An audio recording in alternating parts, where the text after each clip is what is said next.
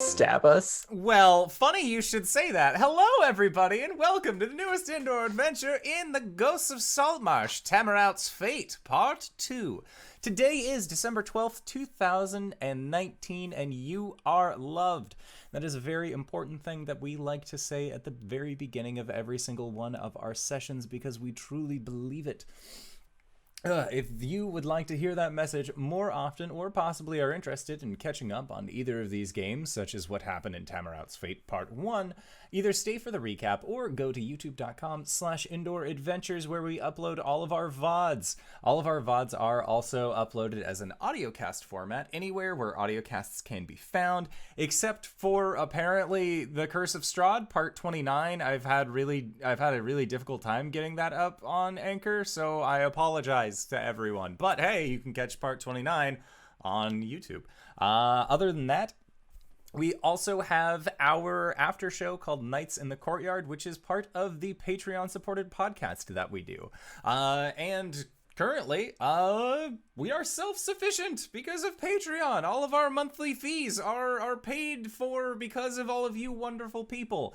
And today was hashtag thank your patrons on Twitter, and I haven't gotten around to posting the tweet for it, but I would like to say that, one, look at the first episode that we did of our D&D streams and then look at it now. That is possible because of patrons. We have an excellent layout. We have good quality cameras. We got good mics. We got everything that we can possibly have to try and make this a better quality stream for all of you guys. And that is legitimately thanks to, and in part, all of your efforts as well as patronage. So thank you. Thank you. Thank you 100 times. Thank you. I wouldn't have my ring light without Patreon. And now also, hey, Adobe's paid for, so that's pretty sweet. So other than that, we also have a merch store set up. So if you go to bit.ly/merchindoor, then you will see our very, very limited supply of merch related things because Teespring just doesn't want me to sell stuff on their site. So hey, General Paul, Etsy, Redbubble, take your pick. What do you guys think that we should sell our merch on? Because I have no idea. With that, let's see. I don't believe that we have anything else going on. So, Dingo, who you playing tonight? Good question. I'm Dingo, she, her, and I am playing Hish Sungard, the half-orc fighter and dad who uses he, him. Hey everybody, it's your boy Reeves, he, him, playing Ulman and Ham, the goo boy and the sword boy. Use he, him, or they, them. Hi! I'm Cyber. I was about to say Archon. Albus, the Simic hybrid sorcerer bard. Both of us use he, him. Hey everyone, it's me. It's KyleWithAnN. I am playing Jilfa'en who is a half-elf cleric. We both use she, her pronouns, and I have a cat with me, so that's fun. Yes, and I am the indoor adventurer, he, him, and tonight I shall be your dungeon master. So, last we left off, you all were finally able to make it back to the city of Saltmarsh proper, where Ulman, you and Ham were able to be reunited. Hish, you were able to feel solid land under your large daddy boots again, and you were able to end up going home to have a brief interaction with your ex-wife about the future of what to do in the town of Saltmarsh. It was at this point, Albus, you and Jill were both brought back to life by Acquisitions Incorporated, who saw that it was they would be doing themselves a fiscal disservice if they let the heroes of Saltmarsh just stay dead, so they decided to keep you alive for marketability purposes. After that had been decided, and Acquisitions Incorporated is still very much present within the town, the lot of you decided that maybe Ac Inc. wasn't the direction that you were thinking about pursuing. Jill, you looked in your small black ledger and saw that a new story had been written into it, not in your own hand, to which you agreed to meet this writing individual at lunch the following day. Or for an early breakfast, my apologies. During this early breakfast, none other than Ham, the slime that Ulman manifests his personage as, appeared, and on the other side of the table, you were met by a figure you didn't ever think that you would see in person.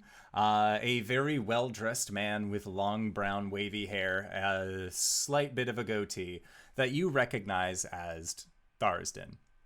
Together, the two of you had a wonderful little brunch where, Jill, your appetite was not exactly the thing that it once was before, but all things considered, it was not a terrible breakfast.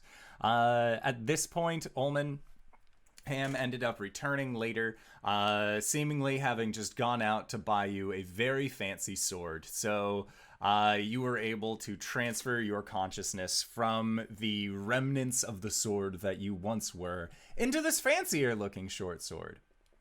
It was then at this time, Ulman, that you were figuring out what you wanted to do in Saltmarsh, and you realized that you wanted to build a small cabin in the woods about a half-mile away from town, just away from people, away from things. You had had a very rough time within the Sahugan fortress, and so you decided that you were going to take a little bit of a break, and aside yourself. And you were working there for several days when a visitor appeared, a red-headed roguish type named Viari that of course you had given shit to on a numerous amount of occasions. At one point, Hish had even demanded Viari's cloak from him. And it was at this point that Viari asked you a series of questions about particularly family and what to do if there was a family member that they felt was not maintaining that kind of familial aspect. And you explained that they don't have to be special to you.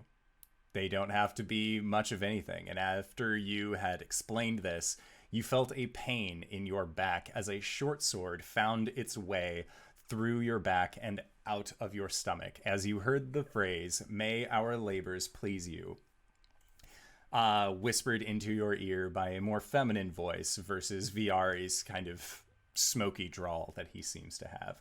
So we are going to start off with Ulman. You are going to be taking 35 points of piercing damage, and I need you to make a Constitution save.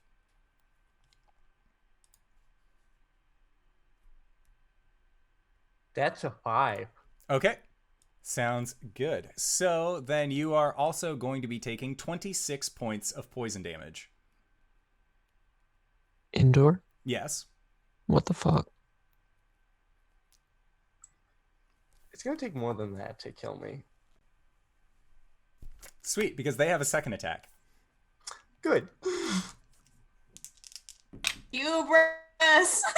Okay, so they end up missing on their second attack. So, roll for initiative.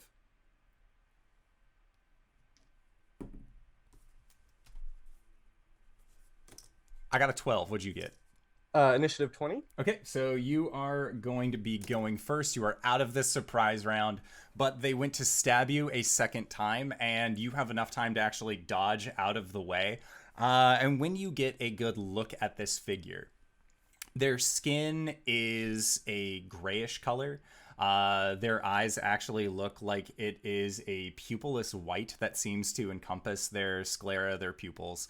And they are wearing what look to be kind of baggier, dark robes. And you can see, as is apparent on this shirt, this triangle that has 3 skulls on it.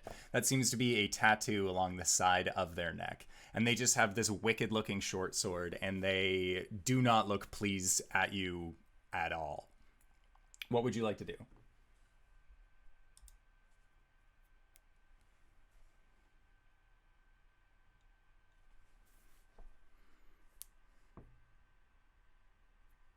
I would like to Misty Step in the opposite direction, Okay. and then spend my action running. Okay. Sounds good. So at this point, you are 60 feet away from where they are. And the individual, you hear this feminine voice again say, I always knew you were a coward. You never could help but just run away. And this figure is going to then follow you, and you hear the sound of a crossbow being loaded as a bolt is going to fire towards your direction. That is a 25 to hit. Yeah. Okay. So that is going to be for 6 points of piercing damage, and I need you to make another Constitution save. Unconsciously, Unconsciously? So I get a 16. all right. Well, thankfully, this isn't enough to kill you outright. And you end up going down. Or Ham ends up going down. And Ulman, your dagger form or your short sword form is still conscious at this point. And you have this general aspect that allows you to kind of see around you in this moment. Make a perception check. 18? With a 18 from inside of the short sword, you've never met this individual before. Not once, but there's something oh so familiar about their face, even with this pale skin, even with these white eyes. Their facial features, their structure, reminds you of your wife. Plus the, real pointed jabs at my character. And this figure then make a death save for Ham. Is that just flat roll? Yeah. Just roll a d20. 18. 18? Okay, that's a success. So you're going to need 3 total successes in order to stabilize. Nat 1s count as 2 failures, and anything below 10 is also a failure.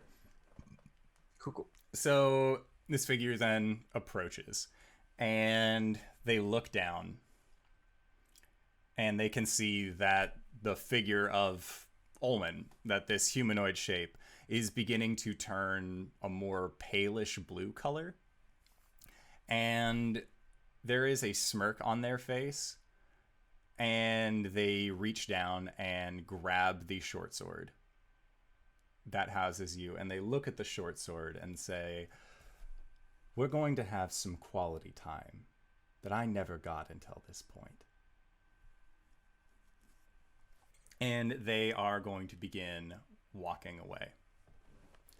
Ulman, is there anything that you would like to do as a sword? I can try speaking to her, right? You can, if you make a successful wisdom check. 15? You can try. Leona, is that you?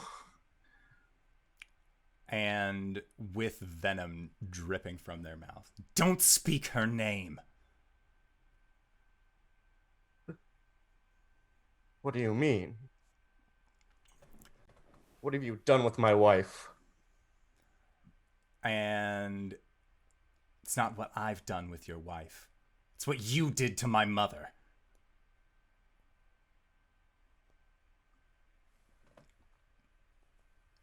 So, Jill,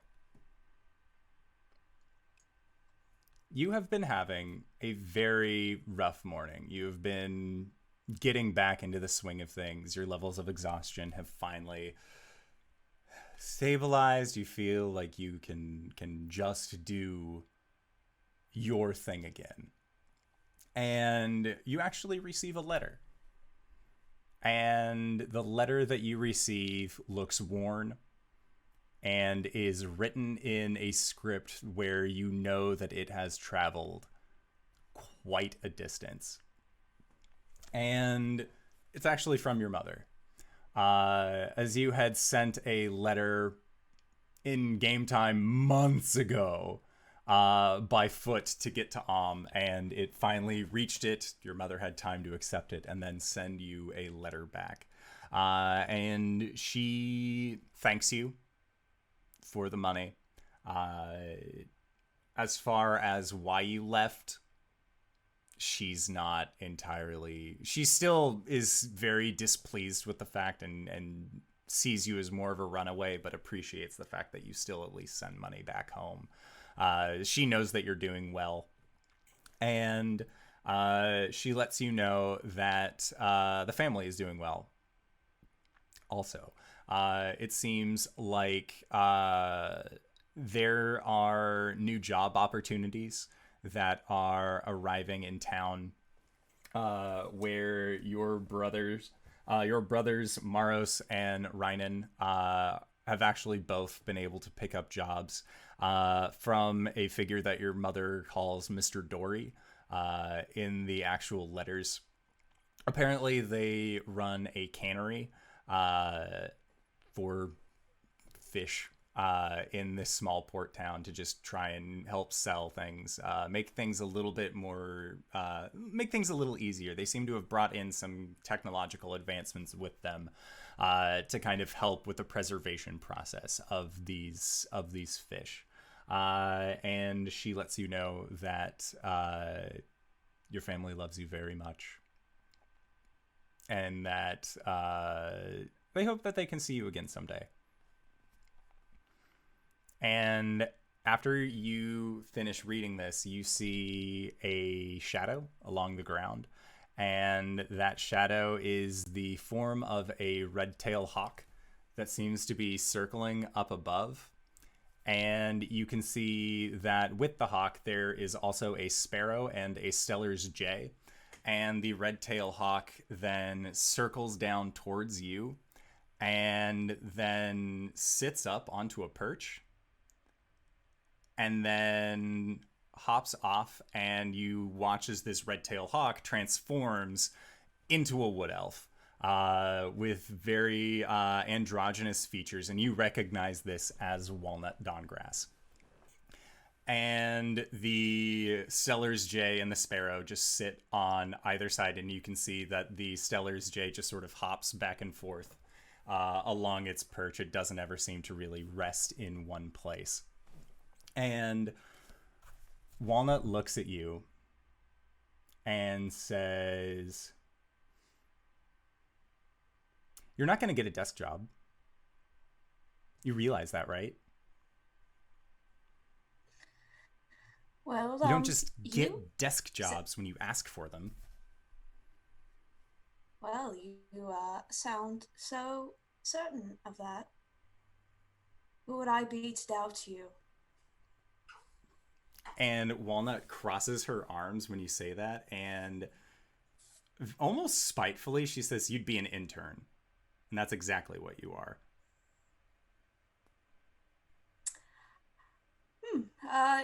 The last time I checked, that was not so much the case. Last time I checked, I was a rank 2 documancer, but considering that you're not a part of the HR department, at least I don't think you are, I can see where maybe you wouldn't be so clear as to what my position is. Rank 2? That's it? Ulman's giving you praise for just being rank 2? You got a long way to go, honey. Long way to go. Do you have any business here, or are you just here to chirp and crow at me? She says, looking up at the birds on the branch. And at that, Vizier lets out the call of a Stellar's jay, which, if none of you have heard this call, it's so grating. It's just, ah! Like, it's almost a Corvid sounding screech, but it's a little bit higher. And at that, Walnut just shut it and looks at this bird. I don't need to hear this right now, Vizier. You need to stay away from Omen. Well, considering he's my employer, I can see where that would be a little difficult. However, if you think I'm interested in for any reasons other than that, then, your jealousy is a bit misplaced. And she looks at you and just, jealous? I am not jealous. Okay? Insight check? Okay, make an insight check. for jealousy? Specifically? Shit. Let me, Insight check. 25. Walnut does seem jealous, but not in a romantic rival sort of sense. It seems like Walnut, too, takes her job as documancer incredibly seriously, so the fact that you are also, like, an up-and-coming documancer who has gained the praise of the main boss, that seems to be getting at her a little bit.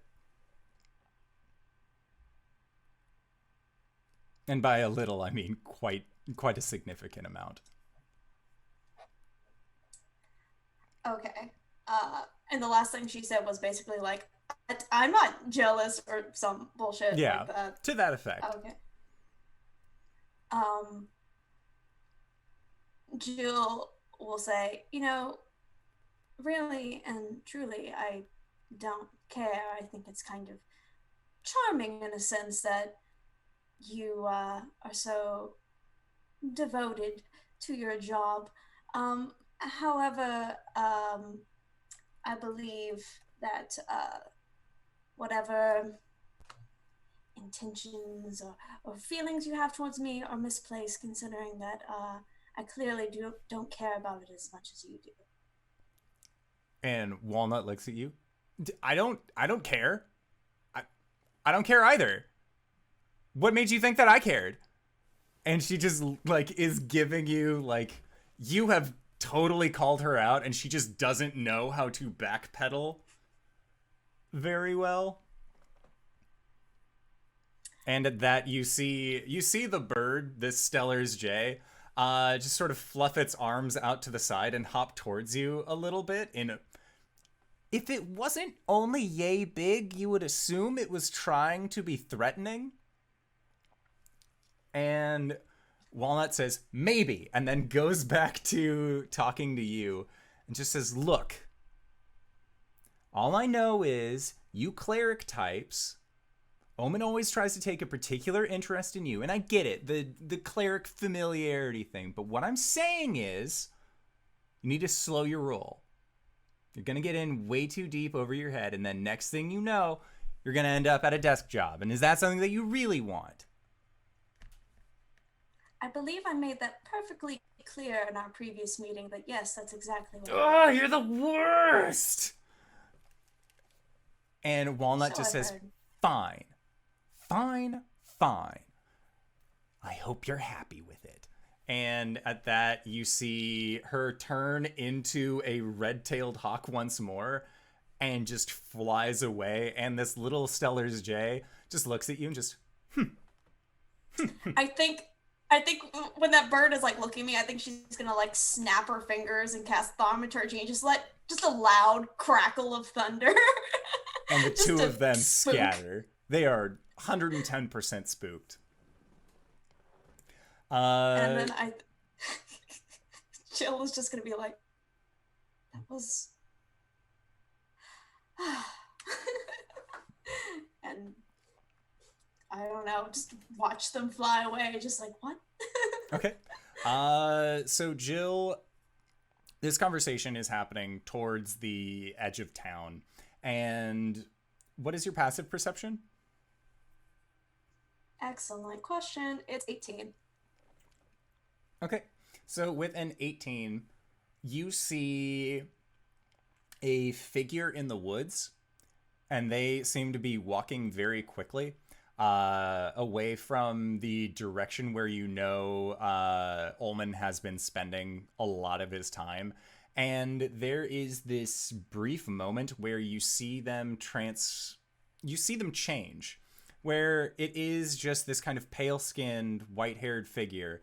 And then as they pass behind a tree and moving forward, you see Viari. And it seems very strange to see Viari. And not even 30 paces behind where they are walking quickly, not seeming to be paying attention, you see another figure. Ulman, as you had been taken away by this figure who has all but identified themselves as your offspring, with your radial vision in that of a sentient item, as you are walking away from Ham's body, you see that there is a change that begins to occur.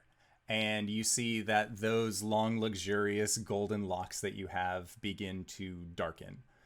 And they turn into a deeper color, almost like a very dark, deep mahogany brown. You see that the gear that you had also shifts, and you are no longer wearing the open V-neck tunic of a man on the front of a romance novel, but instead it is a well-formed suit. And as you are walking away having this conversation, you see this figure sit up, which doesn't rest well with you, considering that you had fallen down on your face. And you just watch them sit up, their center torso turns around, and this figure looks so befuddled at the events that have taken place here, and then looks out towards you and this figure walking away, cocks their head, and then smiles. And then you see them bring their knees up, and with a quick hopping motion, they are on their feet. And they just begin to silently follow behind. Ulman, you have seen this figure before. You've never seen them in the flesh, but you have seen a very, very well-illustrated drawing of them one time prior. And that was when you had gotten lost reading Tharsden's books.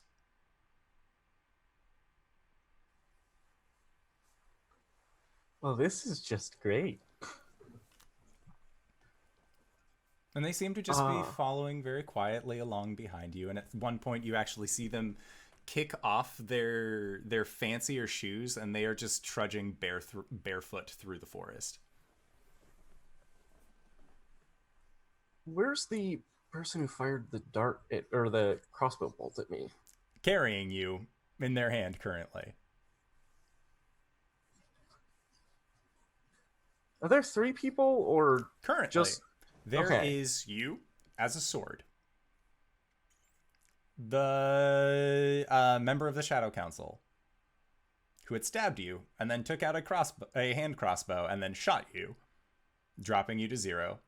And then there is a shoeless Tharsden happily trudging through the woods following you. Okay. And the person carrying me, right? Yes. Okay. So again, cool. 3 total, 2 humanoid Okay, yeah, figures, no, one I've got it straight now. I just Yes. had to put together who took what, and I don't know what you want with me, but we're being followed by something very dangerous. And Jill, what you see is what you recognize to be Tharsden's form that you have had breakfast with, just almost delightedly walking through the wood. And there are spots where you see them stop and have stepped in some dirt, and they look down and then just smile at the fact that they can feel mud on their feet. And then they continue walking forward. And the form that you saw switches into Viari and then goes to stow away this rather fancy looking short sword, and then tries to continue walking into town. And Jill, you see the form of Tharsden just sort of stop, smile, and you see them extend a hand, a singular hand, out towards the form of Viari that is walking away. And you see that there is a red aura that cycles around their extended arm. And you see that there are red glows in 6 different spots that appear around this form. And from those spots, you watch as these large dark iron chains just seem to appear out of the ether, wrapping them completely. Wrapping the person that has a hold of Ulman? Wrapping what you see looks like Viari up. Oh, shit. And at that, after they have been wrapped, Tharsden puts their hands inside of their pockets and just begins to saunter over towards the figure. I think she's going to, like, very briskly make her way over there. I don't know how fast she can really go because she's at, like, level 3 exhaustion. You would have had time during these down spots to have your full movement back. If anything, you were at level 1 exhaustion. Okay, level 1 exhaustion. That's good. Yeah, and I think she's just gonna try and, like, catch up to him before he could get to that and just be like, what are you doing? And the figure, Tharsden, doesn't even turn away. Well, hello. I'm glad you came back. They were trying to take my herald from me.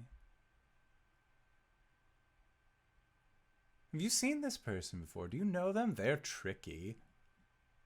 Not in the fun, tricky way like Ham. Viari? Jill! Jill, this person's crazy. Why are you talking with them? Let me go! Is this face, like, completely obscured?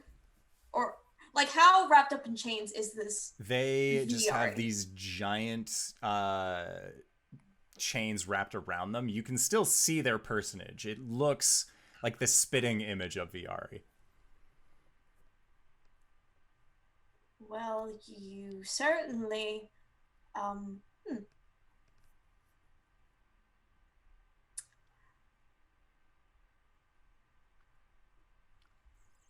Hey, Viari. How's your relationship with Hish going? Absolutely horrible. He hates me.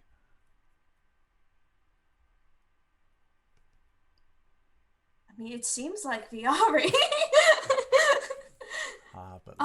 But looks can be deceiving, can't they, Jilfa'en? I think she'll take a step closer and kind of like look at VR and be like, why do you have Ulman? Make a perception check.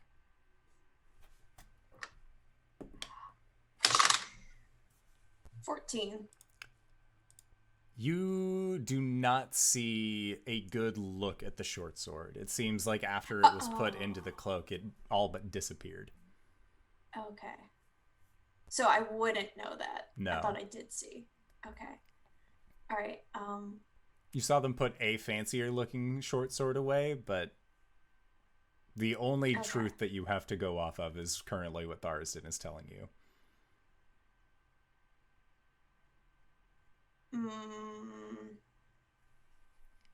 Okay, then rewind, scratch that, and just like, what are you doing here out in the woods? And Viari says, well, I was going to try and find your friend Ulman to see if he would join me for a song, but I didn't know where he was, and then that guy attacked me. And You see Tharsden lean back on his heels and then rest forward. Someone's not being trustworthy. And just sort of continues to rock back and forth. Should I just eat them? Hold on. Let's not do that. Let me just. And I think she's gonna like come up and like take a closer look and try to get a sense for this person, see if there's any sort of tells, to see if they're lying in any sort of way. Only zone of truth was prepared. Sure. Make an insight check.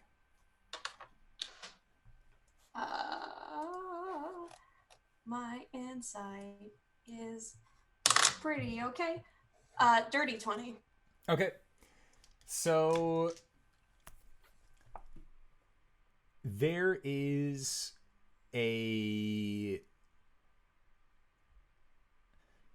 what you end up getting from this is that normally Viari seems in situations like what is currently happening, the Viari that you know would be doing whatever they could to try and get out. Whether it was like wriggling their way out or talking as quickly as they could to their captor.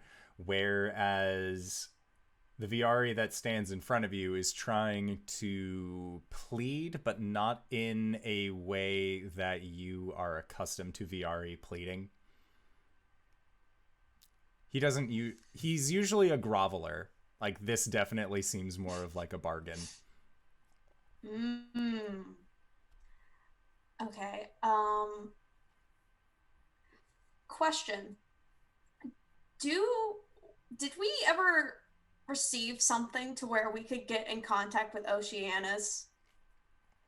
I know Oceanus has a thing to get in touch with like corporate, but I don't know if we have something to get. I would say that you guys would have business cards for it.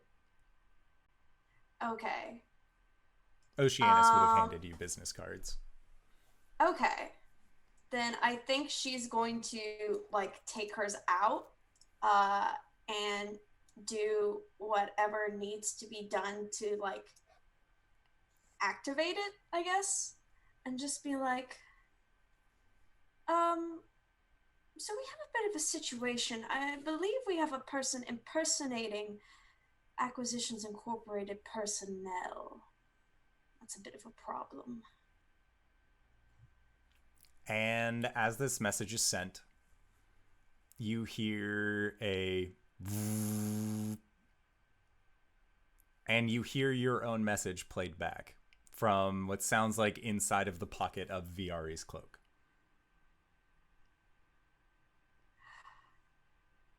Oh no.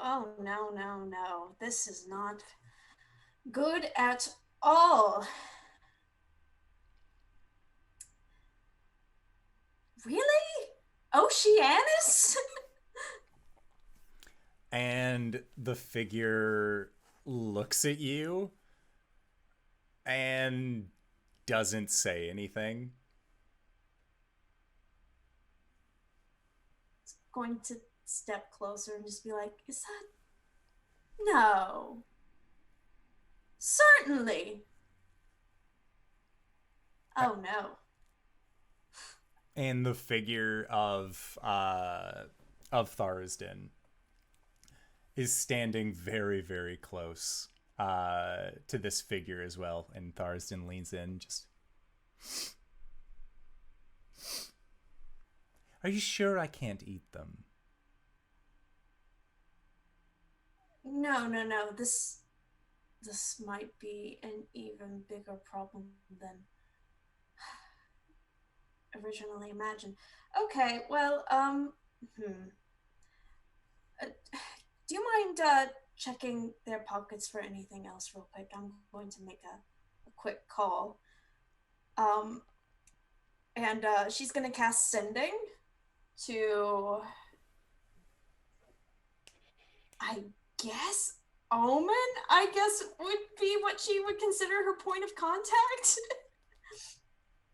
and be like, "Hello, Omen. Small situation.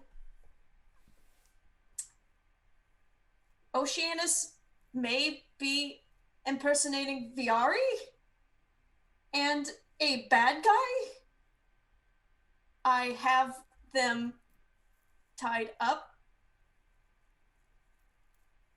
in the woods. I lost count. Okay.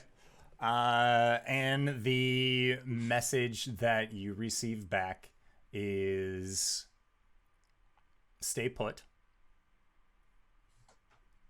Don't trust them. We'll be there shortly. Okay. Then she'll turn to Tharsden and say, Did you find anything? And when he actually did check his pockets. When you turn back, Tharsden's shirt is unbuttoned, but his shirt is extended outward into what looks like a large vacuumous maw with these sick-looking teeth just spread across either side, and it looks like he is about to just devour this creature whole. And as you turn back, just back to normal. Oh, hi, Jill. What did I say? No, not yet. This form always hungers. And then they just seem like very just verklempt about this, kind of grab at their tummy, and you hear a sound of hungies getting to Tharsden. And then Tharsden just sort of shrugs. I can't think when I'm hungry.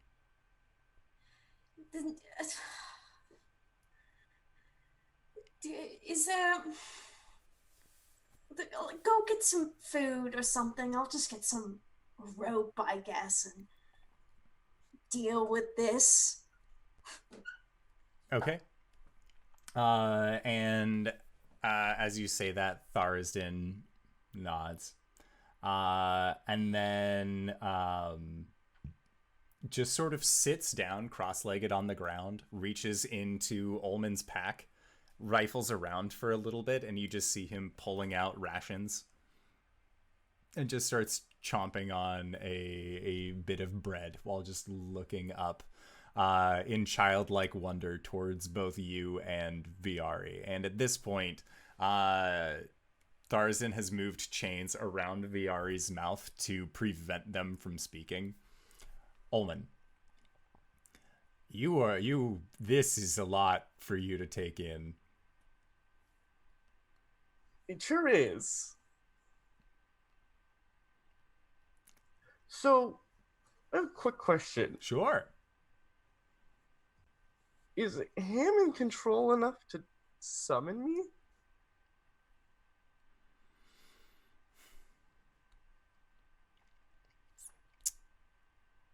You aren't sure? I guess I, as Ulman, also don't know that exists. Can I try to reach out to Jill? Because that's what I'd be trying to do this whole time. You can for sure try and reach out to Jill. That's a natural 20? Give me those vibes! Your party members as a whole are very well used to your presence as a sentient item, so you have a base ability to kind of reach out towards them, even as just a blade. Jill? Ulman. Oh, thank God. I'm under these chains here, and this person is definitely not Viari. They are my child? Question mark? Oceanus is your child? Not Oceanus. I didn't get a good look at them. I took a blade to the back and then a crossbow bolt, and I was unconscious. almost killed you? It's not Oceanus. Are you sure? Because they certainly had Oceanus's card. I fear they have possibly done something to Oceanus. Oh, that's not good. Yeah, I think Jill is going to like go over to like this person and like, are their robes like all tied up in these chains? Yeah. Okay. I think she'll look back to Thars and be like, "Can you just open that up a smidge, just like a wee teeny bit." And Tharsden just and then makes another motion, and the chains lessen just enough so that way they're no longer incredibly restraining. Yeah, and I think she's just going to sharp foot down, slam on the chest, and then like take the moment while they got the wind knocked out of them to like very quickly rustle through the ropes. Okay, make an investigation check.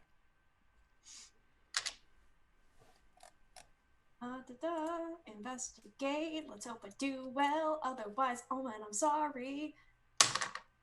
That's a 17. Okay. So you still do not find Ulman's short sword. But you know, I'd say make it with advantage, if anything, because you know Ulman's there. You just haven't found the blade specifically. That's a dirty 20. Okay, 20 is enough. Woo. And so I see that bad boy in there. Yeah, and I think she's just gonna like apply more pressure with the foot as she like pulls the short sword out. Okay. Also, with a modified 20, you end up finding 1 emerald. And the emerald is worth 75 gold pieces. We'll just go ahead and take that as well while we're here. All right. Who's to say it wasn't Ulman's? This situation is dramatically better than it just was, but are you aware of who's over there? We can discuss this later. Oh, so you've seen them before. Really Great. This Great. whole wheat. Is that whole... Are your rations whole wheat? The bread? Yes. It's whole wheat. I knew it. It's really good. Oh, is that a... Wait, hold on. And Tharsden extends the left hand out. And Ulman, there is this... If you still had a stomach, it would churn. But there's this moment where you disappear from Jill's hands and you reappear in Tharsden's. And they pull out what looks like your like small container of like salt butter, and they just kind of scoop it up, start using you to spread butter onto this bread, and then set the sword down and then continue to eat. You can still communicate with Jill. That's not what we use him for, but This is the most demeaned I think I've ever been, and that's after being carved down to a dagger. are you all right? Is Ham all right? Did I get a sense of Ham in there in that brief moment of contact? Is Ham there? Ham is there. Ham's very sleepy. Okay. Ham had a big heckin' day getting stabbed and shot. Ham is weak from the damage, but he's there.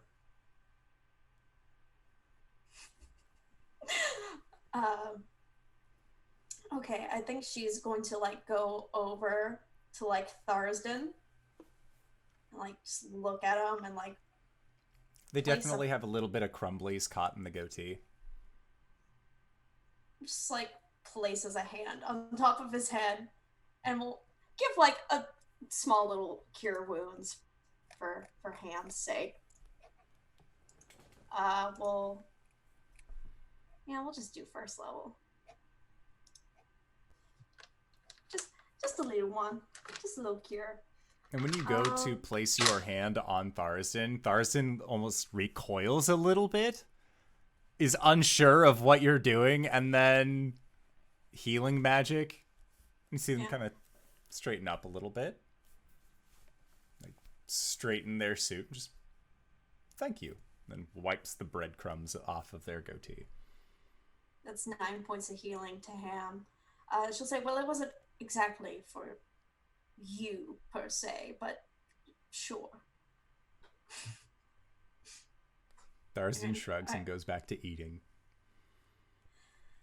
I think Jill is just going to, like, sigh and, like, sit down, arms crossed, looking at VRE, ? And we'll just, like, wait. Okay. Sounds good. So, Albus, what have you been doing this day? Nothing that's involving daddy gods, so let's go back to that bullshit. Okay. Sounds good. Hish, was there anything that you wanted to do today?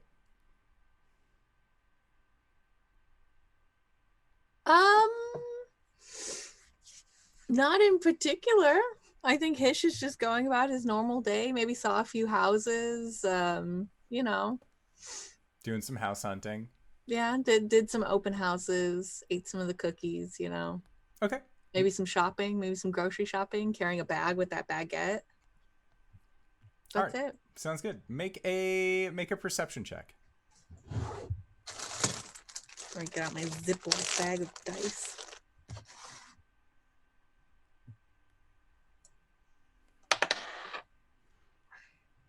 Nine plus, what is my perception? 15. Okay. Yeah, so with a 15, you see that as you are like inspecting houses and you have this baguette in your bag, as you are moving about, you see what looks like Ulman and Viari are walking from the jumping point down around the back of Saltmarsh where you know the woods are, and they are walking with purpose. And you have never seen these two go anywhere near the woods. It seems like, if anything, they always seemed a little bit too concerned about dirt getting under their nails to really be involved in any kind of woods situation. And as you are looking at them and then following the path where they are going, you see that there is Jill, who looks a little exasperated. You see that there is a well-dressed man who is just sitting in the mud, devouring loaves of bread, and whatever else was inside of Ulman's pack. And you see Viari, also in chains. Yeah, I think Hish cocks his head to the side and he moves the grocery bag over to his hip, kind of like a toddler. And I think he reaches in and pops open like a bag of chips and starts eating it and walks towards this whole fiasco. Okay. He's walking along and mumbling, well, this is going to be good. All right, sounds good. So, Jill, you and Ulman can see Ulman and Viari heading towards your chained version of Viari, as well as your friend Tharsden just sitting around enjoying a nice meal. And Tharsden looks at the two of them and then looks back up towards you, Jill. Says, "Can I eat them?" Well, considering that would probably look very poorly on my performance review, I'm going to say no on that one. Fine. And there is just this little bit of like, keep telling me no, and I don't like this. But it's about like eating people, so you know, you win some, you lose some. And Ulman eventually comes up with Viari and looks at this figure and just cocks an eyebrow. Looks at Viari. Looks at the second Viari. looks at his VRE, looks back, and just says, I never authorized you to have a clone. And VRE just looks and says, wait, I don't have a clone? And then the one in chains says, he's the clone, I'm the real me. Hish, as he's like kind of walking up, I think he shoulder checks Viari, the one next to Omen, and says, what'd you do now, Viari? I didn't do anything. Stop that. That's really mean. And then you hear the other VR. Yeah, that is really mean. And they both seem to try and be ganging up on you, at least about bullying them. And then Omen just raises his hand. And the VR standing next to him just like instantly quiets, and the other looks up at Omen with, again, just this very angry stare. And Omen says, so explain to me what happened here? What's going on? You can use more than 25 words this time, so please be thorough. I noticed this person transform into VRE.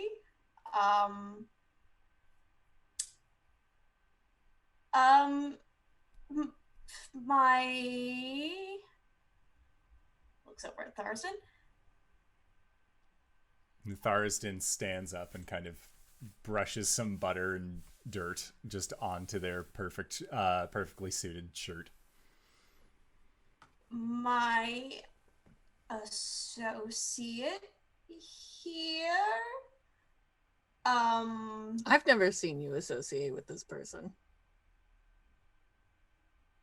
They're a relatively new associate. Beside the point, not what matters here. What matters here is that we apprehended the fake Viari. I tried to place a call into Oceanus, and the call was received over there by that person. And also they were holding Ulman. And Omen... So that's where we stand. Omen puts his hand in his head in his hands, and you just see him pinch his the bridge of his nose and just says, okay.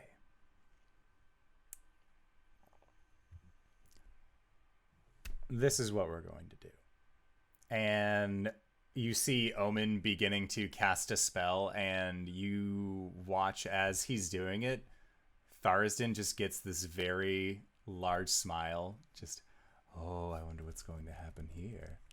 And then it takes a few quick steps back as you watch as a zone of truth is cast beneath. And the figure gets a 4 on their wisdom save. And Omen says, are you Oceanus? And the figure doesn't say anything. Are you an unauthorized Viari clone? The figure doesn't say anything as well. Omen, if you don't mind, I think I'd like to give it a shot.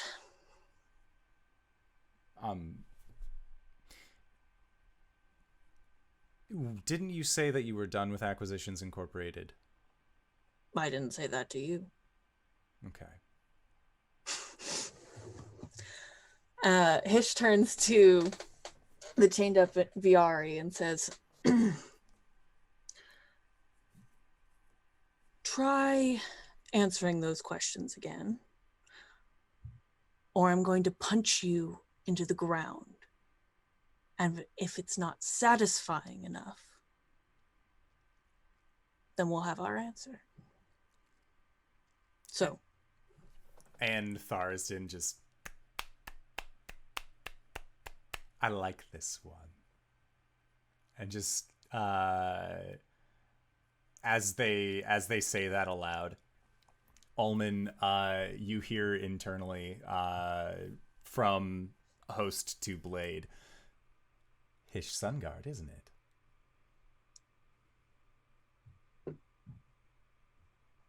What? Their name, Hish Sunguard. Yes, that's Hish. They're bigger than I would have expected. Oh, you pulled it. What do you want from me? And Leave us alone. We want nothing of your business. Ham wanted me to help Jill. Jill wants to help their friends. They both want to help their friends. I'm just identifying who is friend and who's foe.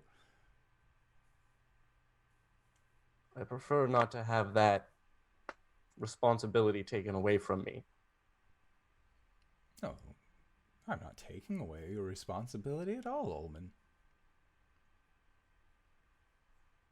You are. You're taking Ham, and he's my responsibility. What? I'm not taking them. We're just going on strolls.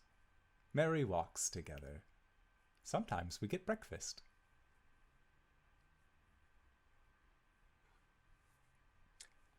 I can't send hate silently over a verbal communication, but it's there. This blade has gained a new property, seething. All right, so Hish is just cracking his knuckles and rolling his shoulders. and Omen asks again, "Are you Oceanus?" And the figure looks, and you see their form shudder. And it's almost like you are watching something shift back and forth incredibly quickly, as then you see Oceanus's form in front of you. Is this what you wanted? Would this make you happy?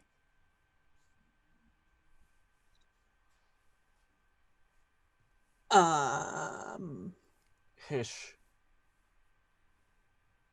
That's not Oceanus. Ulman? It comes from Tharsden's mouth. What the Who's who here, and where's Ham? Because apparently Ham is the only one I can trust right now. No, really, where's Ham?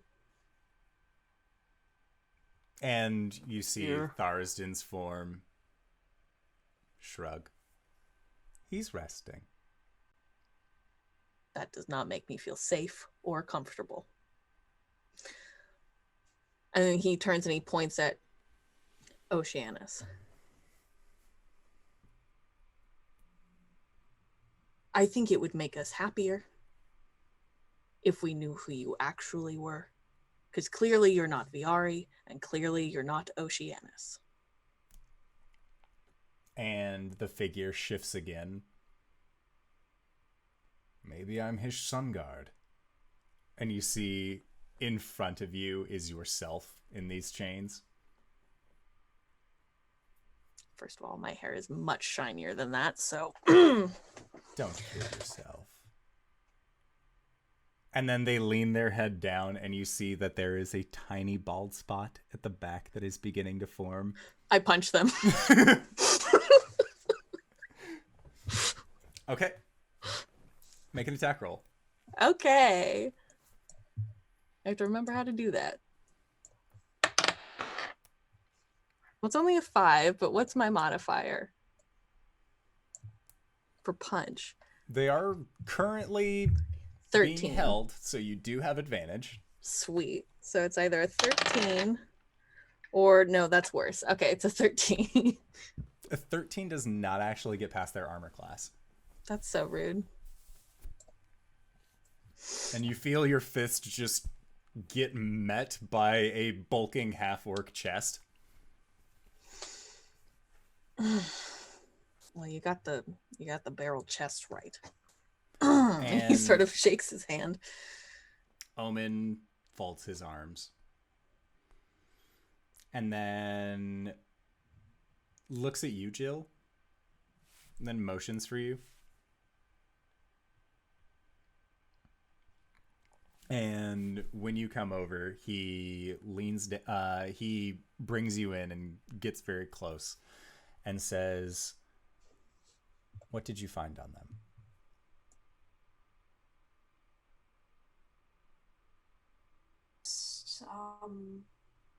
Short sword and an emerald. And at the mention And of the Oceanus's card. And at the mention of the emerald, Omen nods and looks back towards the figure and reaches onto his back and pulls out what looks like a very ostentatious war maul and looks at it, kind of gleams it in the light. All right, fuckface, this is how things are going to go down. Do you know what this is? If you were sent to either kill myself or one of our associates, you probably know who you're going up against. And the figure stops and looks. Says, "This is Whelm. Whelm. Perhaps we shall introduce ourselves at a more reasonable time." And you see the figure kind of like cocked back, and Omen just looks at his hammer in the light and kind of like lightly tosses it in his hands a few times. "Who are you here to kill?" And the figure stops and looks at Omen, and Omen says, "I'm going to kill you either way, so you might as well tell me the truth." And the figure shifts, and you see Jim Dark Magic in chains. And he just looks at the figure. "Jim? Really gonna... Why?" And then just like a genuine curiosity, like, why Jim Dark Magic? Like, doesn't seem likely at all. And then the figure shifts back to be Jill, or shifts to being Jill in these chains, because he's the worst. It's absolutely awful. It's not me. I didn't say that directly. But I mean, we were all thinking it. And then Omen says, "If you were here to kill Jim, why did you go after my other associates?" And the figure stops and doesn't look like they want to say anything. And you hear Tharsden say, oh no, I can help with this one." And walks forward and just rests an open palm against their neck. And there is what appears like smoke coming up from that place where the hand is being pressed against. And the figure begins to howl in pain. And as they do, you watch as their form shifts from Jill to Jim to Hish to Ulman's ham form to Oceanus to a figure with pale white skin, long white hair, white eyes. And when Tharsden takes his hand off, you can see that there is that triangle shape that has the three skulls along it that are in a pattern on this figure's neck. And Tharsden then takes two quick hop steps back out of the circle. And Omen looks at the figure and seems confused, and then sees the symbol on the side of their neck, and you see Omen say, or you hear Omen say, "It's no matter." And then rears back with the warhammer. Please don't. And Omen slowly turns his head towards Tharisdan's body, who has now spoke multiple voices during this time. Just...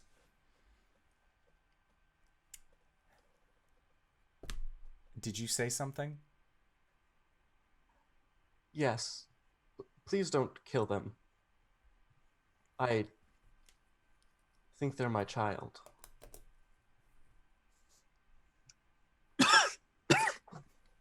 Hish, a chip has just gone down the wrong pipe.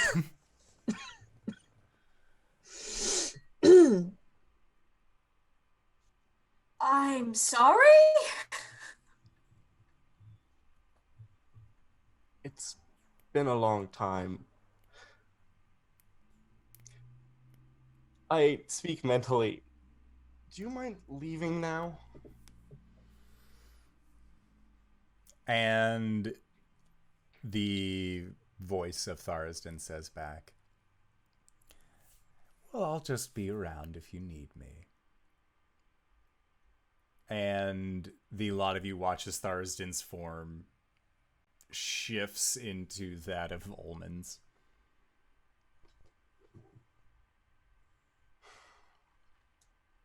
Don't like that.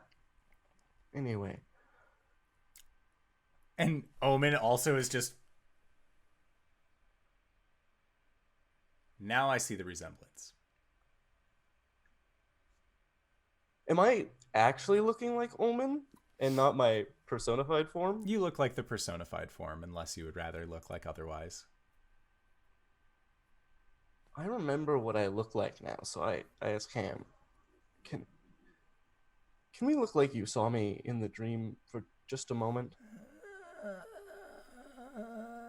And with effort, Ham does this. You're the best, Ham.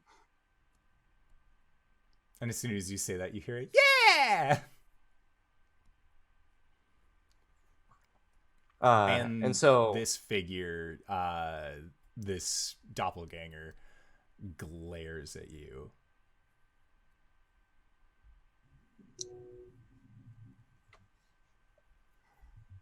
this is what I looked like before you all knew me. Omen, to fill you in, I suppose I haven't been entirely truthful as to who's here. There's two of us. I am a sentient blade, and my friend Ham here is functioning as my body. He's a slime.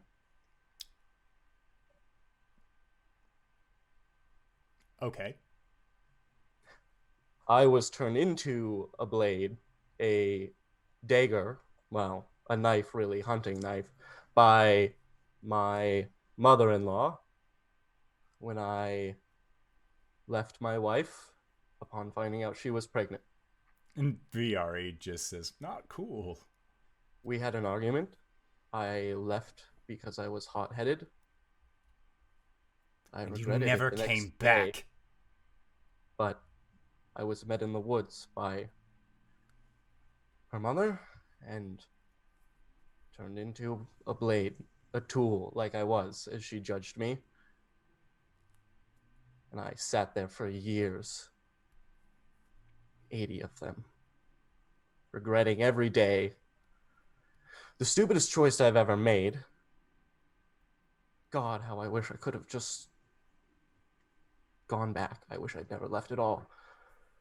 My dreams were not more important than my family, but I hoped to find them when I met Ham, and we forged a deal, made a friendship. He would be my body, and I would show him wonders. Cooked foods, you know, all the things you can't experience just living in a forest, painting, art, sailing. But I believe this person is my child. And Omen looks at you and says, that wasn't your greatest mistake. Your greatest mistake was telling me how to do my job.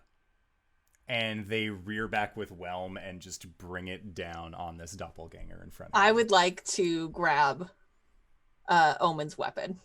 Make an athletics check. Everyone fucking pray for me.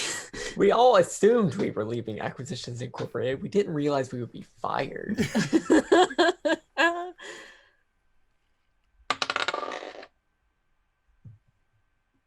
24. Yes, 24. Okay. So as Omen rears back with Whelm to swing down, Hish, you grab the haft of Whelm as it's over Omen's head, and the forward momentum stops.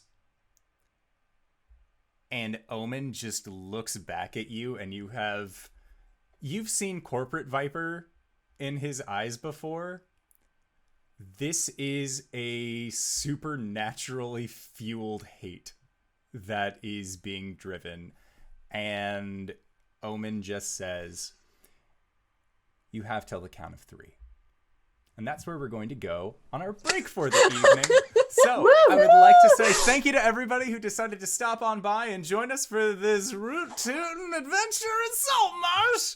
I greatly enjoy everything that we do here during these games. We are going to try and be back in 5 to 10 minutes. So don't go anyplace unless it is to grab a food, grab a drink, grab a friend, or possibly go to bit.ly/merch indoor to pick yourself up something nice. We're going to try and be back shortly. So don't go no place. All right, everybody. Bye-bye.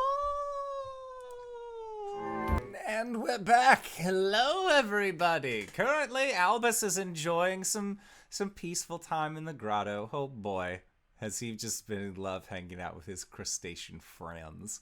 Albus, you know where Skafka is, so if anything, you can just kind of be beginning your plans for a general directive as to what you would like to do. Right. I'm gonna talk to Jill real quick. Okay. It's like cast a sending spell. Yeah, that's exactly what I'm gonna do. Okay, cool. So Jill, you will receive this sending as Hish reaches up and grabs the heft of Whelm. Hey, I think we need to talk about whether we're gonna continue with Acquisitions Incorporated or not, and just like talk about our next move. Can we get everybody together?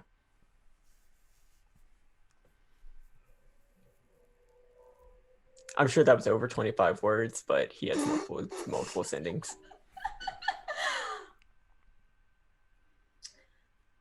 About that, bit of a situation here.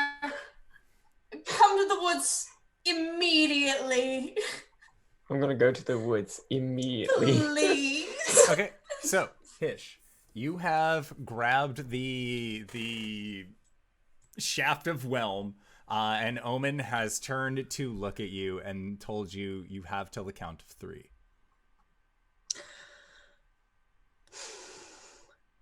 This is a family matter, Omen. I ask that you hold off.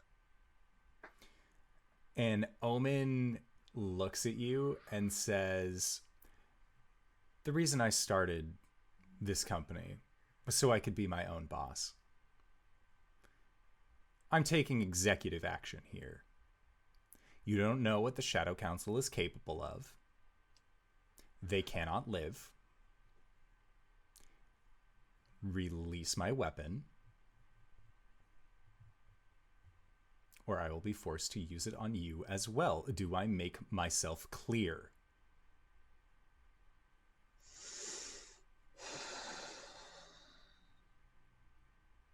Stand between Omen and the figure. Sorry, Omen, I can't do that. Now hold on just a second, everyone. Surely we have some sort of containment cell that we can use, that maybe we can at least interrogate this person and figure out their motives for to infiltrate and take down our members, and then from there we can pass judgment. But perhaps everyone is acting a little hastily. And Omen says, fine. Fine. I would like to insight check that. Make an insight check. 19, 25. The fight is still in Omen's eyes. He's thinking of something.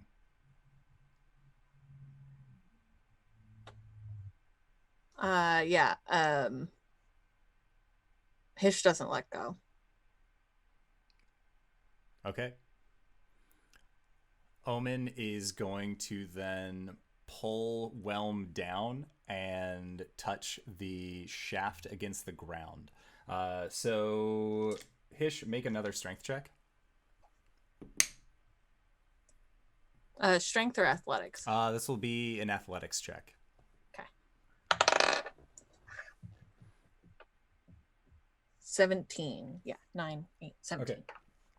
So, Omen, however, gets a 21.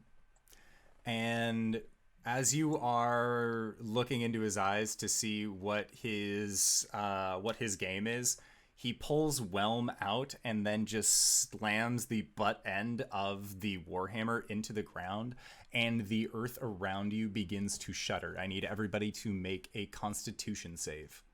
Fun.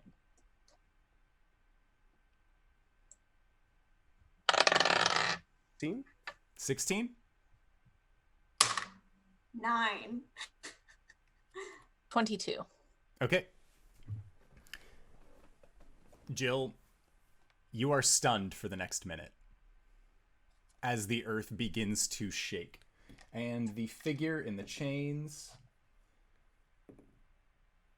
is also stunned. And Omen stands up straight and looks at you, Hish, and looks at you, Ulman, and says, they tried to kill you. They've been trying to kill me for years. The fact that you are defending them and attempting to let them live speaks volumes. So either get out of the way or I am going through you. Do I make myself clear? I think their intentions for killing me were not related to any sort of business. They are trying to avenge the pain I caused their mother, which I do not hold against them.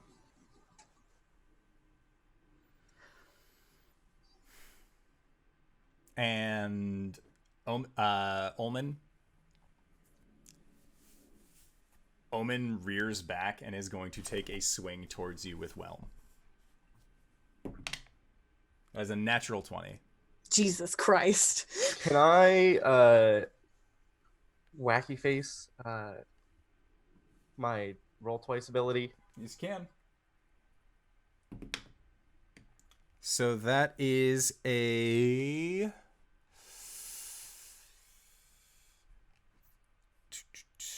That is a 13, but they are going to use the War God's Blessing to add 10 to their roll and get a 23 Jesus. to hit. Already at used least- my reaction, so I can't shield. At least it's not a crit. Yeah. I'm gonna take the hit. I'm gonna grip my teeth. I'm gonna stare him in the eye. Okay.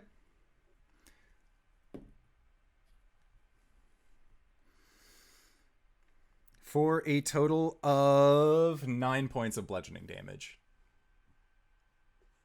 At 0. Ulman, as you fall unconscious, the chains that are wrapped around the individual disappear. I would like to grab the individual and run. Okay. So, Hish, you turn around and you grab said individual. They are not very heavy, so it is very easy for you to just grab, pick up, and then begin booking it. And Omen just looks at Viari and nods, and then Viari nods as well, and then just begins chasing after you. Albus, today is such a beautiful day. It really It is so nice. You've had a wonderful morning with Hayatel Kita and all of your little lost crustacean friends, all of your little chulings. You have now gone up to the surface. It's, a little bit of cloud cover wouldn't kill you, but it's fine. And you hear this thunderous cracking sound as the shockwave ability of Whelm is used. And you look over towards where the sound came from, and now you just see Hish with a body draped over their shoulder, booking it towards the woods. And you see Viari low to the ground, chasing after Hish with this figure over their shoulder. And then you see Omen, who is over Ham's unconscious form. And Jill is currently paralyzed or stunned for the next minute or so. Just walks in with pizza and sees everything on fire. There is a bag of groceries that has been abandoned, a half-eaten bag of chips, and apples like rolling away. Same hat, nefarious obituary. Yes. How far away from all of this am I? At this point, I would say you are roughly around 200 feet. Okay, cool. I'm gonna cast Fly with my Bandore, or with my Instrument of the Bards. Okay. And with now a movement speed of 60 feet, I'm a get over there and just be like, what the fuck is happening over here?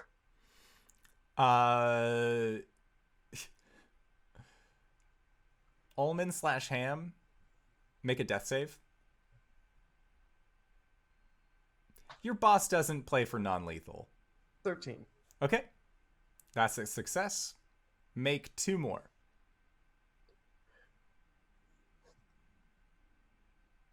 15 and a 3. Okay. And a 17.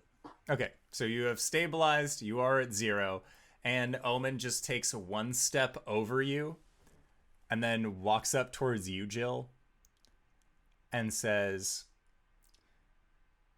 I expected this from them, but you were going to be so much better. And then begins leaving the situation, heading towards where Hish has taken this body and has started running. Albus, what does Albus look like when he flies? Because my mental image is that his tentacles are just making like a helicopter spin above him, and he's just like... No, so zooming it's by. like, what the fuck is a Bandor? I imagine it's like Hocus Pocus where he's flying on a vacuum cleaner, but it's a Bandore. Okay. Whatever a Bandore is.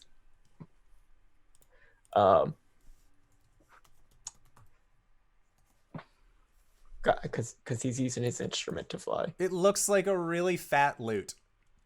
Yeah, he's just like riding on the lute like it's a broom. Okay. He looks like SpongeBob at the end of the SpongeBob movie. Gotcha. Got it. So yeah, you say, what the fuck is happening over here? Yeah. And Ulman looks up at you and says, finally, someone reasonable.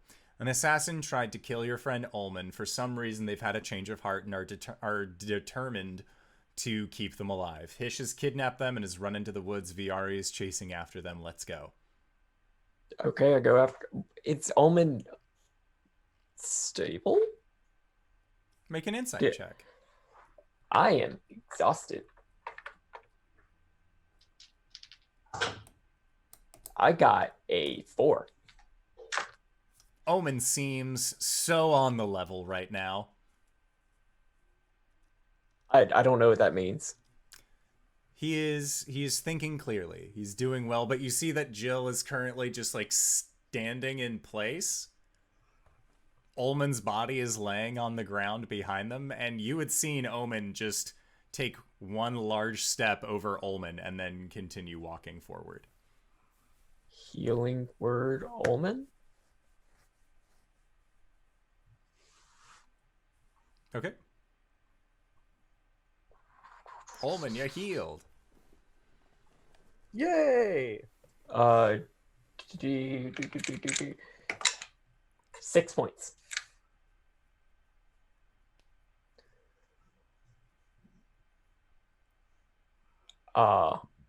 And then I guess I'm flying after Hish. Okay. Because that seems like a reasonable thing to do? Your boss certainly seems to think so. Okay. Hish, you are running through the woods. I sure am. Away from an adversary. You never, like, you dreamed of this day, but when you dreamed of it, it was in a fighting pit, and Viari was, like, crying the entire time and had a little bit of, like, chocolate smeared on his face. Like, he always seemed much more pathetic in your mental aptitude, but there is nothing charming about Viari's presence now. It seems as if you are in his territory. And That sounds about right. he is racing up to you. So as you are running, Viari is able to actually quickly catch up on you. Mm-hmm. And you just hear him say, "You should put them down, Hish." Oh, I'm gonna beat the shit out of you. Boss isn't gonna like it. Your boss already doesn't like me. I'm pretty sure I'm fired. And as you say that, there is a shadow in front of you that seems to just shake, and a rapier extends outward as Viari seems to have moved quickly enough to actually get in front of you for you to run into his rapier.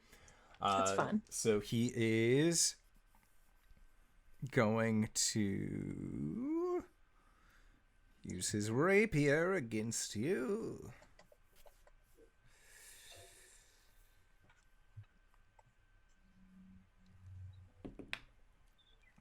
And that is a 22 to hit. Yep, that sure does. For 7. And so 7 points of piercing damage and 18 points as part of a sneak attack. Okay, so 7 piercing. Can he use sneak attack if he's not flanking me? Your friend Ulman has a very similar ability. Ah. And then 18 sneak attack. That's fine. This is fine. Dragon Oh, Soul fuck, 13, no. Thank you. It was Fuck. A Hish kebab. Yes. So I had a thought that I could just use... I still have my potion of gaseous form, but that doesn't help the friend that I am carrying. It does not. So...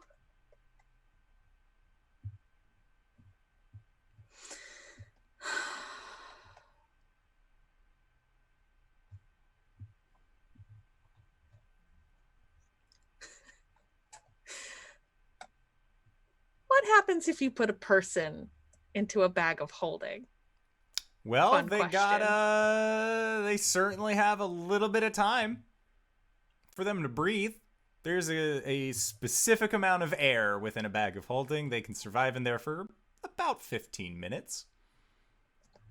How difficult do you think it would be for me to swing this bag of holding up and down onto Viari and put him inside of it? I would say it's rather difficult, but Hish, you are an awfully strong boy. So I would say make an attack. Okay. And this will function very similarly to grapple rules. Okay. What do I use any modifiers Your for this attack athletics or just straight? versus Viari's athletics / acrobatics. Okay. All right. Okay. I have faith.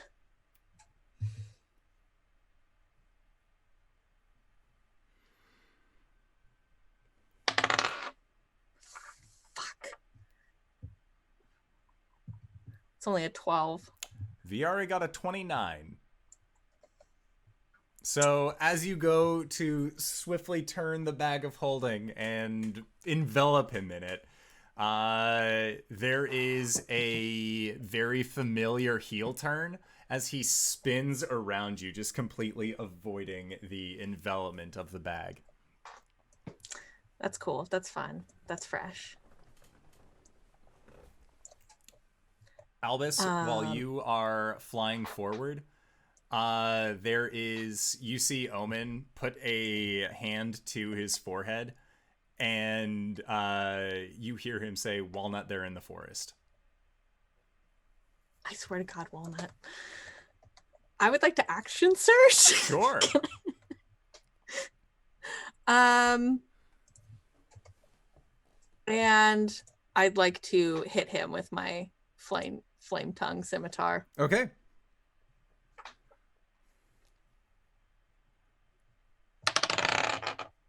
That is an 18 plus 8. I don't want to do the math. I assume that hits. 18 plus 8 totally hits, yeah. Okay, great.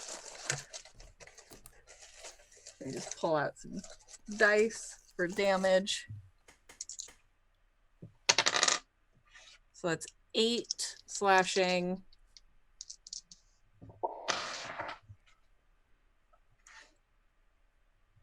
And 8 fire damage. And I would like to make that a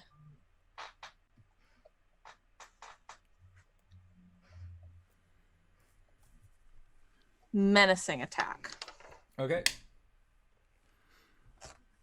So that is a wisdom save? Yep. 13. The DC was 16, so he's afraid of me and he takes an additional 6 damage. Okay. Sounds good. Albus, you have about 2 more rounds of this interaction in the woods until you catch up, and Omen is just rushing into the woods. At 60 feet per second. Or at not 60 feet per second, but 60 movement speed. Yeah, it'll still be... So you have 2 more rounds just because Hish had taken off very quickly. So you're more just catching up to being above where this interaction is being held. Okay. So, and Albus, while you are currently in flight, you see that there is a red-tailed hawk that has 2 smaller birds with them that screeches rather far off, and then is beginning to make their way towards you as well. Ulman and Jill. Jill, you are no longer stunned, having seen Omen strike down Ulman, walk over his body, and then tell Albus that the real enemies were in there, that Hish has gone crazy, and then proceeded to walk into the woods with them as well. Is there anything that you would like to do? Is Ulman still on the ground? I make my way up to standing with a groan. No. What a terrible day. Jill is going to go over to Ulman, both hands clasp his shoulder, and dump a level 3 cure wounds into his body. Yep. How many is that? Cure wounds. Okay. 3d8. Bless. Oh god, I'm so stressed. I can't find my other d8. Endure. Okay, that's a 15 plus 5. 20 points of healing to you. And Jill is just going to shake him by the shoulders and say, "What is going on?" I have no clue. I have been on a wild ride for the entire morning, but I feel the need to save this person, and that's what I plan to do. So much that you're willing to stake everything on this. Yes. You absolute fool. Go then, go. I'll follow. I take off sprinting. Okay. Hish, it is you and Viari in the woods once again. Viari, who is now afraid of you, can't move closer, and their attacks have disadvantage. Yes. Okay. They're going to try and stab with their short sword this time. And does a 19 hit. Just barely, yeah. Okay, so that is going to be for 9 points of piercing damage. And then second attack. Does an 18 or 21 hit? Yes. Okay. And that is for 8 points of piercing damage. Good. And VR is going to use his offhand, which is his rapier, for a... That's a really good roll with disadvantage. Does a 24 hit? Yes. Okay. And that is for 9 points of piercing. And then a 14 does not hit. No. And Viari says, "You know, it'd just be easier if you handed them over. We could go our separate ways. You could go back to being an asshole, and I could go back to dealing with you." You know, it'd be a lot easier if you didn't just follow Omen around like a little puppy dog. That would make things easier. Okay. Hish, what would you like to do? Oh, I really want to try the bag thing again. It'd be so helpful to me. How far am I from the docks? You ran into the woods, so quite Yeah. a distance. Yeah. Do I, given what I know of how quickly Viari caught up to me, even with him being frightened, do I think he could catch up to me again? If he was frightened, he'd be incapable of moving closer towards you. At least for... Does he repeat the save at the end of his turn, or is it just he's frightened and then that's it? Until the end of my next turn. Okay. So at the end of this turn, Yeah, he would be. so at the end of your turn, you know that Viari is going to be a dog at your heels. As a rogue, he is very, very fast. Yeah, he's very, very crafty. All right, get in the fucking bag. I'm gonna try to put him in the bag again. Get Can in I the get bag, advantage Viari. because he is frightened? He...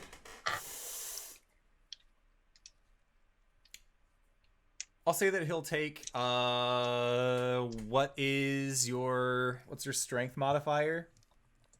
My strength modifier is +5. Okay, so he will take a -5 to his athletics. Okay. Well, his acrobatics. He already gets disadvantage because he's frightened. Yes. Okay. All right, I accept.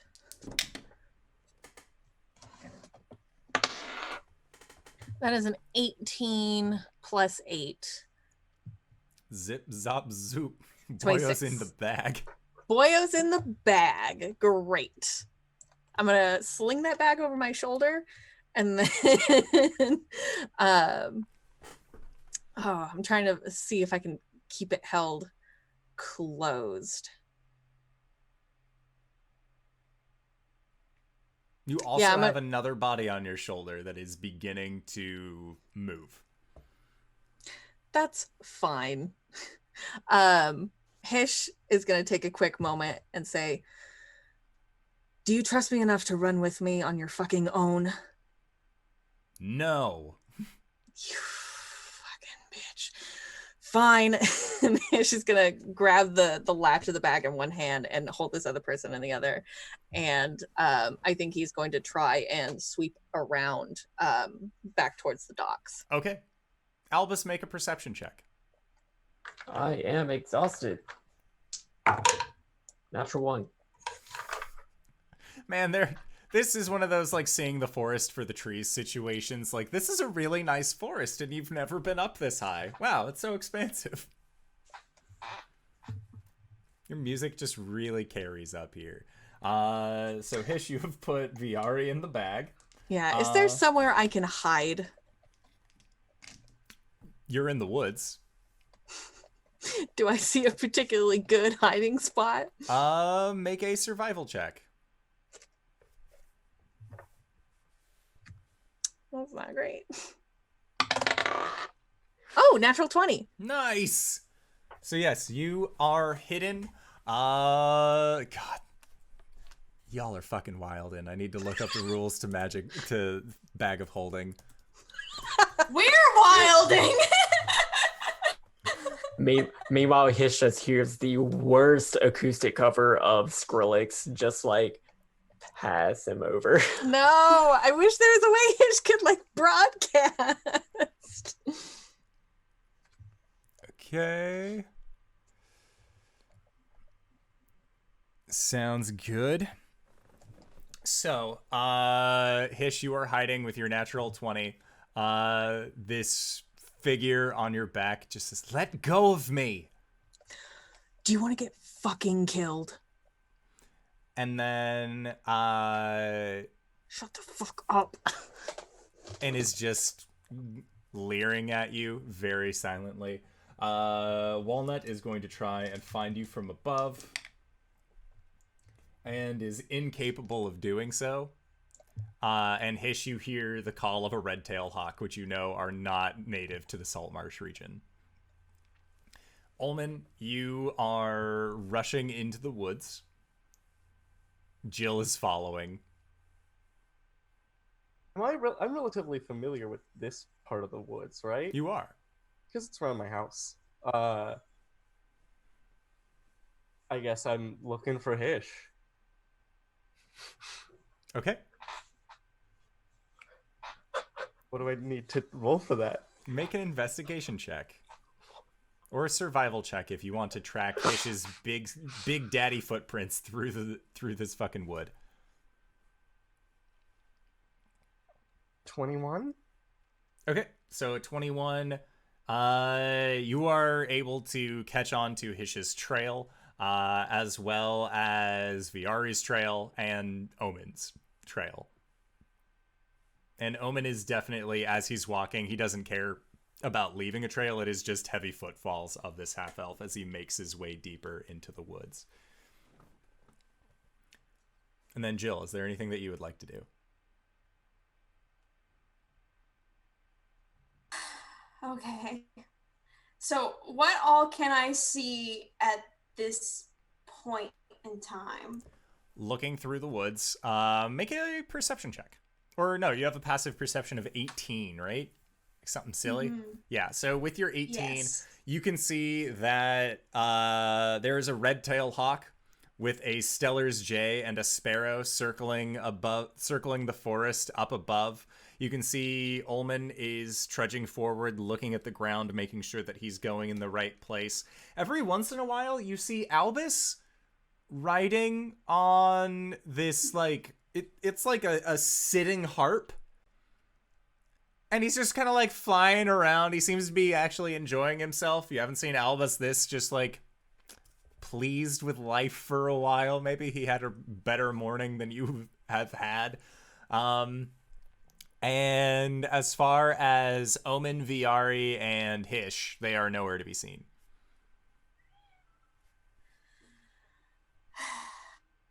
Aye. Okay.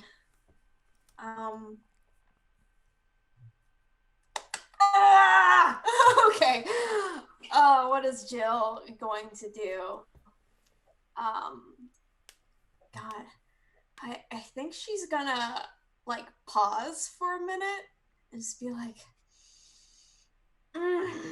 and reach very hastily into her bag and pull out the small black book. And we'll open it up and just very quickly scroll in there. So would you like to do us a favor and maybe come back now? Because that would be very helpful. Okay. Make a religion check. Hang on. I need to remember that I'm exhausted and what that does before I roll. You have disadvantage. Okay. That's probably good then, right? All right, let's see. 10. The message that you get back says, I would, but your friend said that I had to go away for a while. So I'm being respectful. And respectful is in quotes.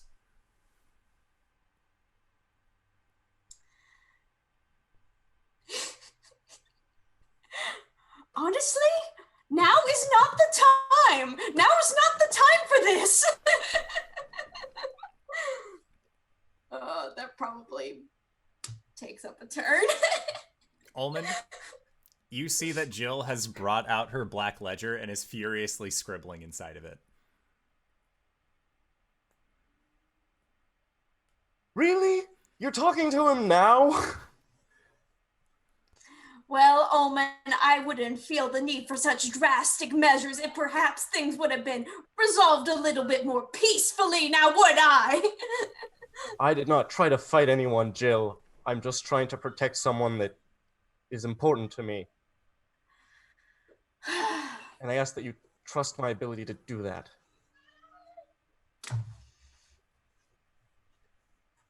Yes, because that is very much currently what is happening. Everyone is very much protected and safe, and this is not going to pot whatsoever.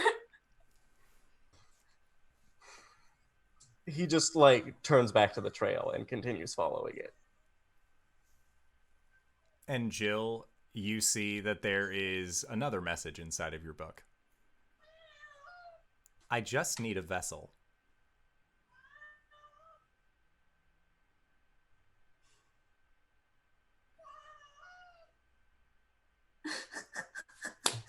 Bax is yelling at me. He said no. Listen to your son.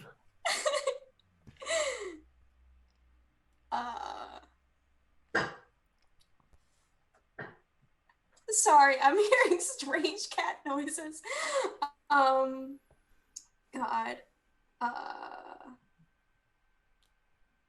I think she's just gonna not do anything for a second. Okay. Sounds good. Hish. Yeah. Make a strength check. Okay. Viari is in the bag, and you feel like your bag of holding is currently trying its best to shake itself free. Okay. Strength. That's a 17. Straight strength or athletics? This is going to be an athletics check. 25. Viari remains in the bag. Okay. I'm gonna wait till it stops moving. Let me know when it stops moving. It is a number of minutes equal to 10 divided by the number of creatures within the bag, so he has 10 minutes of struggles. That's fine. Hish is going to use the the figurine of wondrous power, the silver raven. Okay. To summon this raven and have it cast animal messenger. He's going to describe Albus, And he's going to have it say,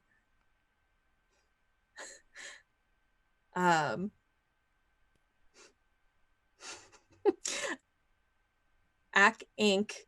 is trying to kill Ulman's child. Please come get me help.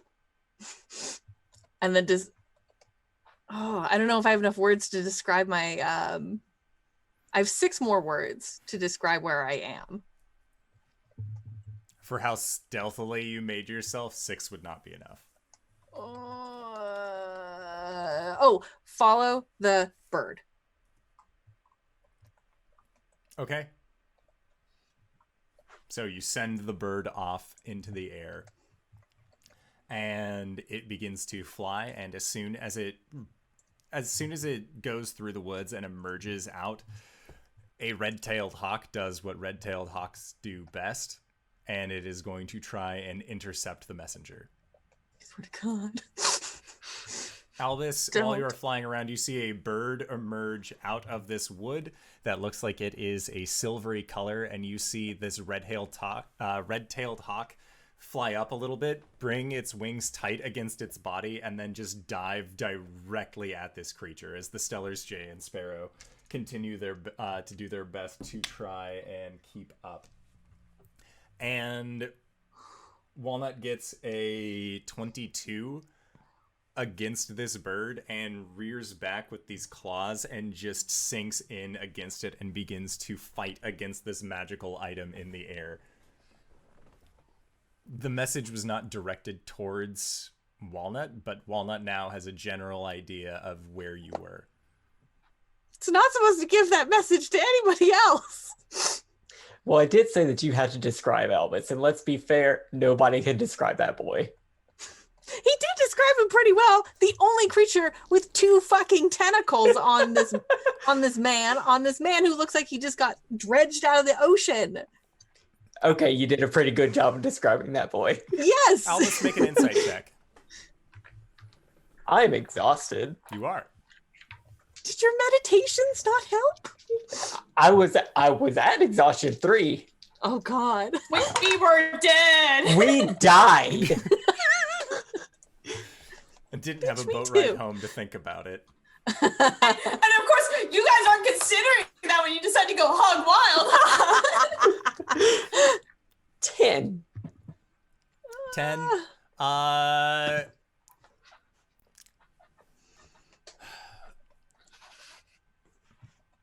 It's weird Walnut got hungry while on this hunt. Like, hawks attack other birds all the time. Probably just got in their airspace. And their aerial combat seems like it's trying to drag itself towards you. Oh, okay. I'm still flying. Yeah. Cool. Anything happen? If you make your way over to it, I believe that animal messenger is not a message that is delivered psychically. Nope. It is a verbal message. Yep. So as soon as the message is delivered, Walnut lets go of this other bird and then just dives into the woods. I follow the red-tailed hawk. You have not seen Walnut as a bird yet. So yeah, you are following this red-tailed hawk. Hish. Okay. You are in the woods and you hear a voice coming through the trees. You know, for a hero, running away sure is cowardly, don't you think?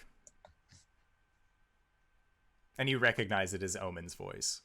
And you hear a thunderous smashing sound followed by a tree fall.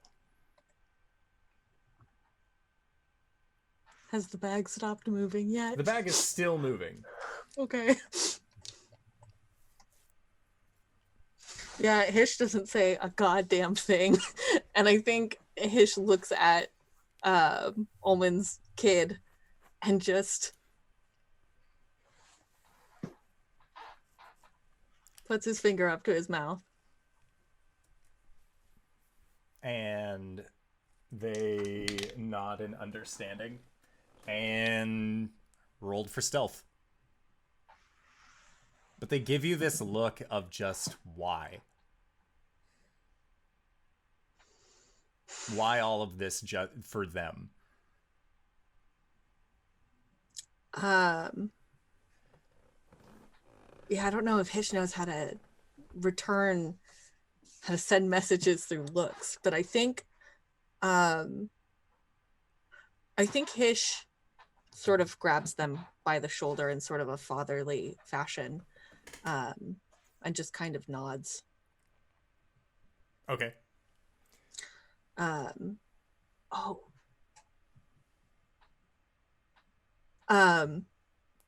I think his eyes turn wide for a second as he kind of has an idea, and he locks eyes with Ulman's kid again, and like points to himself, and then points to them, and then does like a this, like moves his hands around his face, and then points to himself, and then points to them really hard. And they'll change to you. He does a thumbs up, and then he does just like a wait motion. Okay. And then he's gonna wait to see what Ulman does. Okay, make an athletics check. As the bag continues to struggle because there is a boy in there who does not want to be in. Don't fight it. Fiori, don't fight it. That is a natural 20. The Pokeball doing the shakies, but you have the ability to just stay in the bag, Nebby. Go to sleep. All right. So Ulman and Jill, you guys hear the screeching sound of a red-tailed hawk, and then a tree falls off in the distance. Hey, look, it made it sound. Well, there were people in the woods. I start heading that direction stealthily. Okay. You'll be moving at half speed if you want to be stealthy while rolling or while moving. Yeah. Okay. And Jill, you just see Ulman get kind of closer to the ground, and now he's creeping forward towards the direction of the tree fall.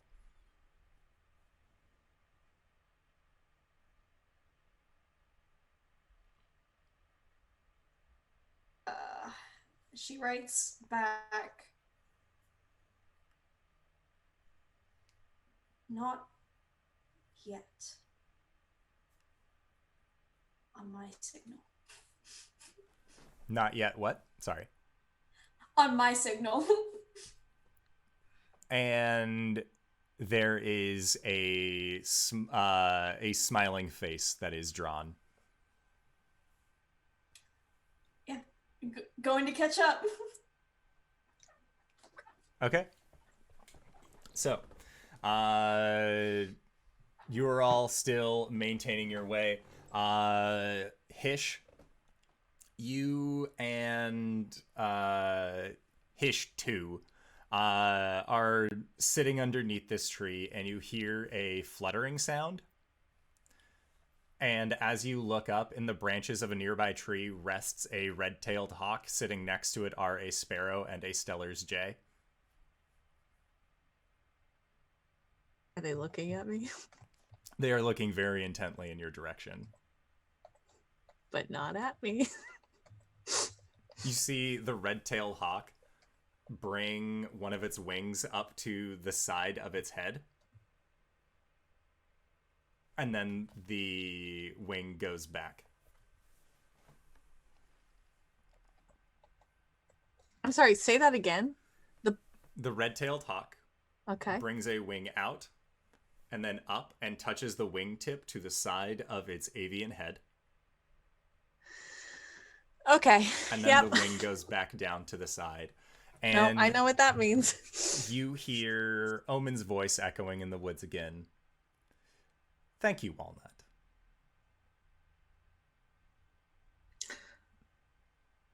Hish leans over to Hish 2, Electric Boogaloo, and says, "Don't say anything. You go one way, I go the other." And they nod. Hish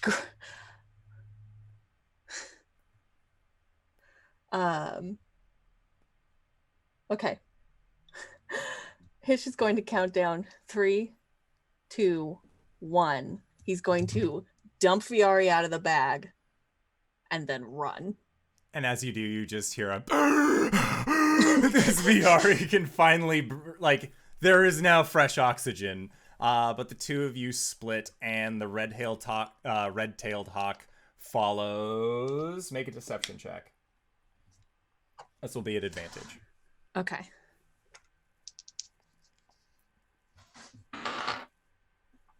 $12. Okay. Walnut is very gullible.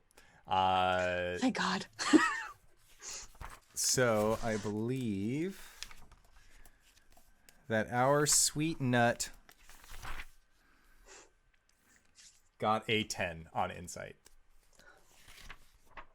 So Hish, is the plan for Walnut to then follow you, or follow, like, I'm guessing it's follow you versus following the fake?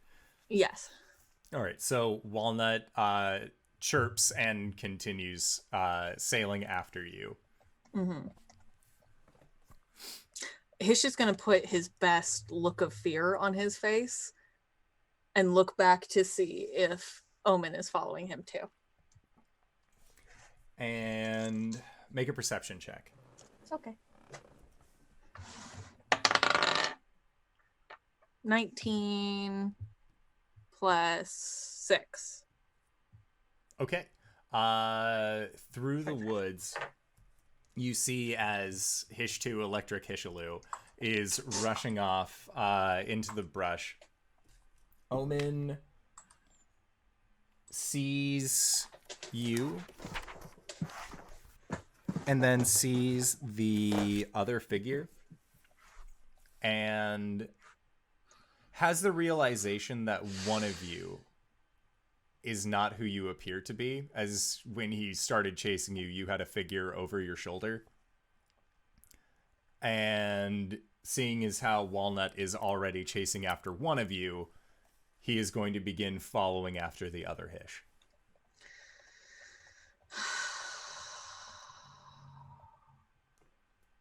Albus, it is at around this time that you are able to then penetrate the tree line, and you see that there are 2 Hishes running. One left, the other right. How far away are they? At this point, they would be from where you are 60 feet.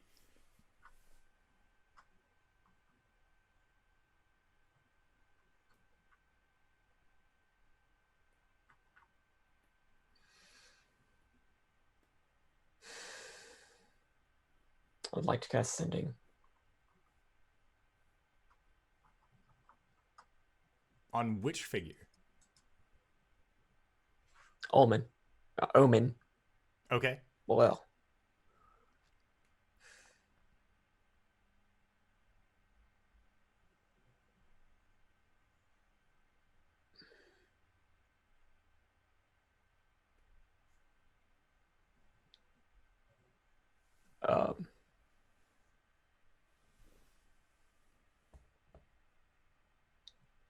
This person is Omen's child? Question mark. We need to talk about this further.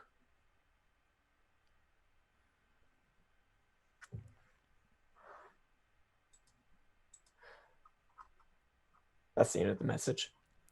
And the response that you get is, what is there to talk about? An assassin is an assassin. Then I would like to have quickened that. Okay. How many points do I need to quicken that? Of course, it's not going to be there. Okay, that was a 3rd level spell. Quicken. 2 sorcery points. Okay. Now I would like to twin a lightning lure. I need Hish and the other Hish. Wait. How far away are they? They were, from where you are entering in, they are 30 feet apart on either side. And I've used my movement. Yes, that would be to get your movement towards a equidistant point. Okay, hold on 1 second.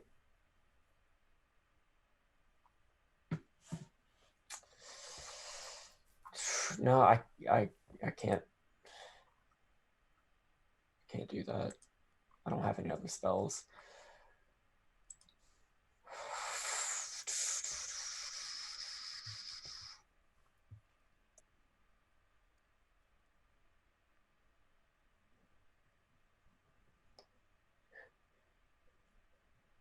Hish, I think we need to talk about this.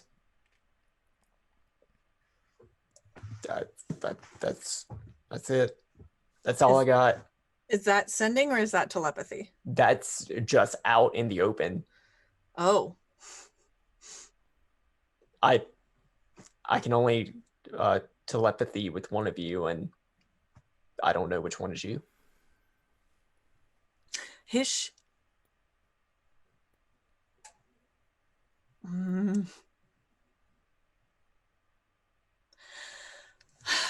I don't want to give myself away.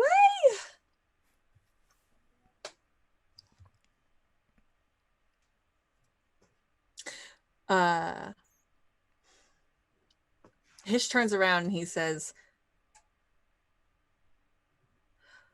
"We've been trying, but they're trying to kill me."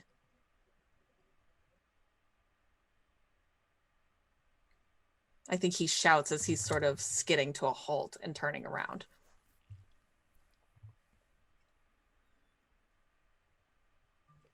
Okay.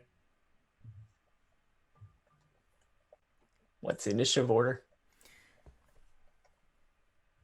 Before we rolled into initiative order, Ulman and Jill, you two are still making your way through the woods, albeit a little bit slower. You have heard the tree fall stop. Make a perception check, the both of you.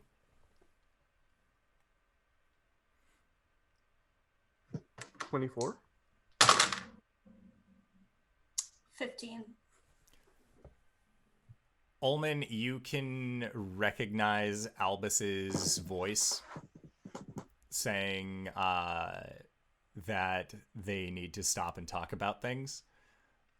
And you can hear Hish's response as well. And Jill, you can hear your friends emoting, but you can't hear what they're saying specifically. So as you guys are getting closer, the 4 of you hear one last thing from Omen before we will roll into initiative. And he says, "Walnut. Operation Nemazir." I would like for everybody to roll into initiative. I'm so scared. What does that mean? We are all about to die. I have no idea what Operation Nemazir is, but I'm just saying we're all about to die. Mm-hmm. Oh my god. 13. 3. Is initiative an ability check for the purposes of disadvantage? It is not. Okay, cool. I actually get advantage of that because my flail. 18. 25. Okay, just a second here. Okay, so Ulman, you said 25. Mm-hmm. Hish. 3. Jill. 18. Albus. 13.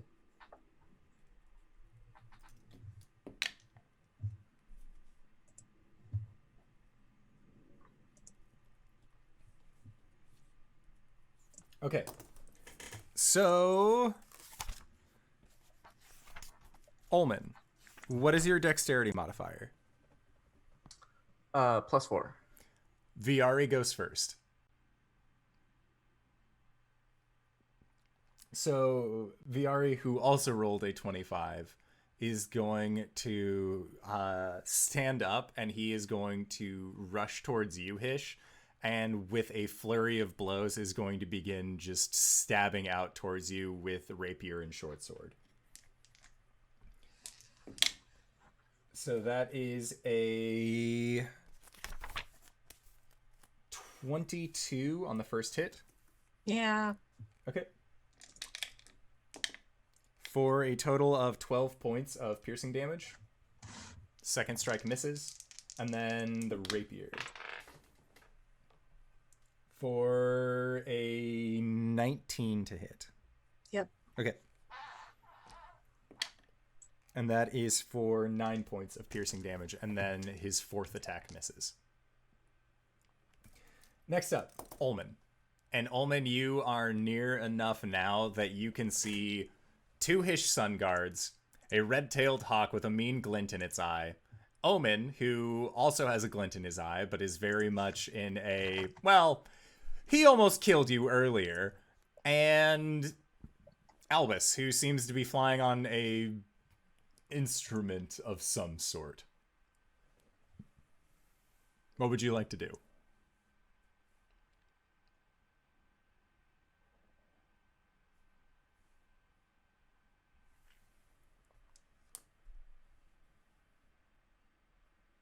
I think as an action, I'm going to change my appearance to the Hish Part 3.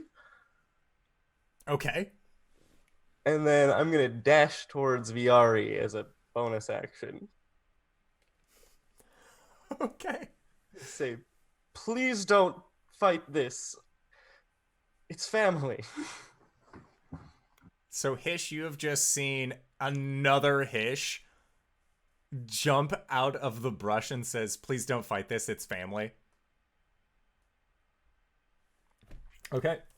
So, then next up is our sweet nut, Walnut, who you see flies onto a tree branch and shifts back into their wood elf form, reaches into a bag and pulls out what looks like an incredibly spiny looking seed and looks towards Omen with a look like, are you sure? And Omen just nods, and you see Walnut spike the seed down onto the ground. And as it is going towards the ground, it begins to spin. And it begins to spin in this drill-like motion. And you can actually see that the spines had coiled up the sides of it. And it sinks into the earth. And then it begins going down. That's it for Walnut's turn. Next up is Jill. Okay. Who can I see at this point? You can see 3 Hishes, 1 Omen, and Albus flying gently on a musical instrument, and Walnut up in a tree, and you just saw her spike what looked like a peach seed from the tree branch into the ground, and she is now looking at the combat anticipatingly. God, does anyone look like they can be reasoned with? Anyone? Oh, maybe that's a one of serious 3 question. Hishes. Albus looks like he's in a totally reasonable mood.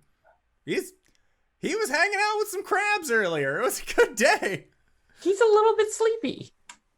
Okay. Yeah, I think Jill is gonna be like, why are we doing this? Stop it!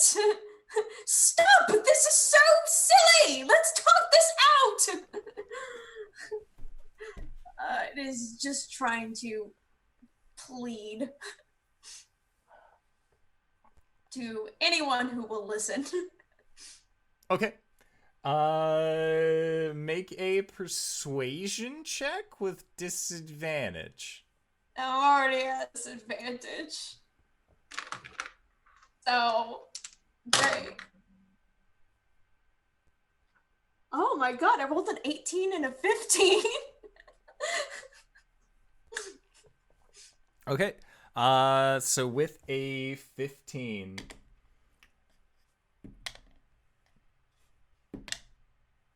Wow. The only one who seems to stop and be willing to listen is Hish number 2.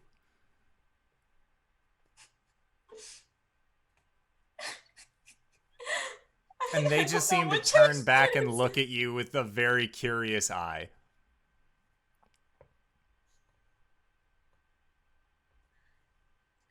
Jill's just gonna be like, Hish.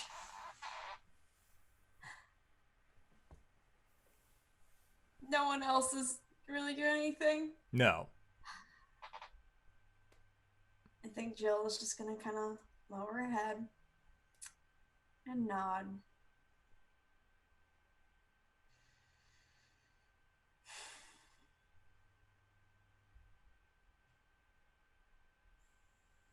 And in the book that she still has in her hand, just right in the very tiny corner, one word: now. Okay. And as you write now, the ink on the page seems to gain an infinitesimal depth. And you can just see that there is a reddish color that seems to come pooling from behind. And make a wisdom save. Is this one at disadvantage? Let me check. It's not ability. Oh yeah, nope. Level 3 saving throws. So here's hoping. 24. You will maintain consciousness for this. And Jill, in this moment, you feel power. You feel divine strength flow into you. And that is your action. The rest of you see Jill quickly jot into a book, and then it's like her muscles tense and then relax, and her head cocks up, and a nice smile appears on Jill's face as the book closes and is tucked back into the ledger. And as it's tucked back in, you just see this red aura glowing around her. And the figure and Jill, you scan the battlefield, and your eyes linger on Albus. You cock your head a little bit more, and you feel hungry. Next up is Hish 2, who doesn't know what to do in this point. The person that it wanted to kill has then since risked everything to save them and is now fighting bad guys. So they are going to rush up and do something they should have done a long time ago, which is stab at Viari. Oh, thank God. And that Someone is a 16 to hit Viari, which is not enough. And then they're going to make a second attack, and that will hit for... Oh, gods. 10... 20 points of piercing damage.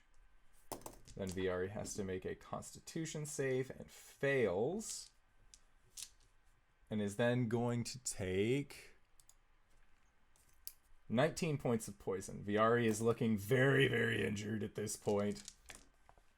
And just lets out a very, a very surprised expression. He did not expect to be surrounded by 3 Hish sun guards. This is what his nightmares are.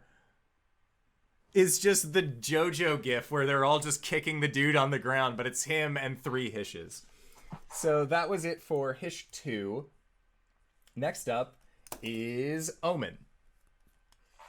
And Omen looks at the battlefield and then looks towards you, Hish, or you, Jill, and just shakes his head, and then looks towards the group of 3 Hishes and is going to cast Spirit Guardians.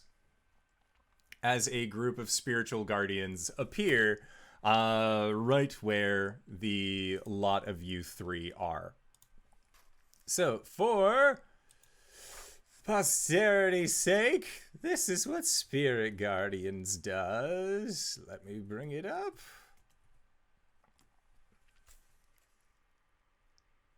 No, God's damned. Okay. So Spirit Guardians, and these are all in the shape of paladins of Tammeraut, not clerics.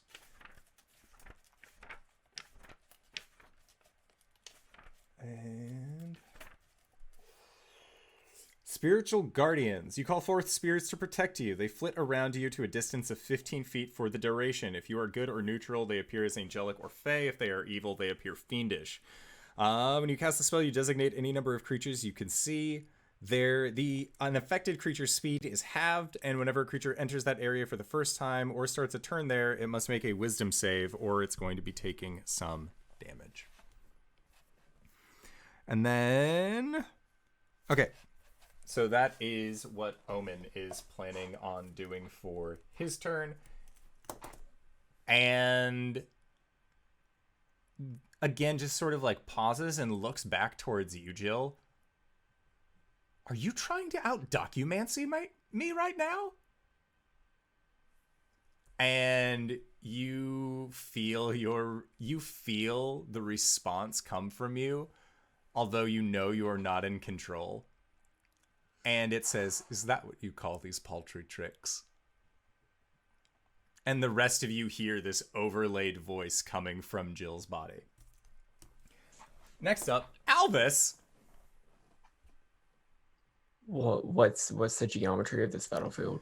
The geometry is you floating comfortably above all of it. Walnut is in a tree 20 feet to the right from where you are. Omen Drawn is standing 15 feet to the back of you. So would everybody fit within a 20-foot radius sphere? I would say that everyone except Jill would fit within the 20-foot radius sphere. Good. For my action, I would like to target Ulman with a mind sliver. I would like him to make an intelligence saving throw. Ulman or Omen? Omen. Okay. Sorry. That is A-okay. They have very similar names. Omen fails. Okay. Does a 16 save?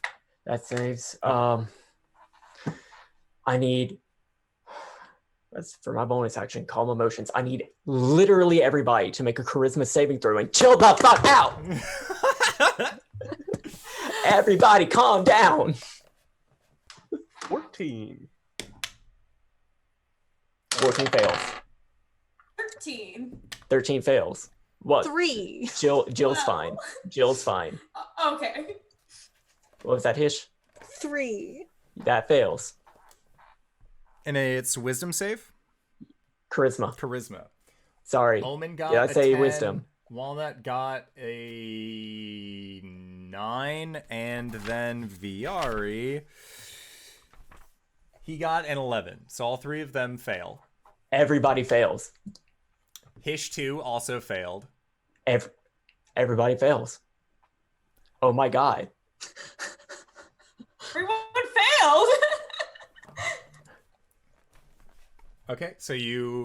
Everybody feels indifferent toward everybody else. Except one individual on this battlefield. Yeah, but I mean, I don't have 6th level spells, so I don't think I could affect him anyway. So Hish, you are calm. You were thinking about stomping the shit out of Iari, but We please, everybody, calm down. and the spirit guardians as well are like, Omen.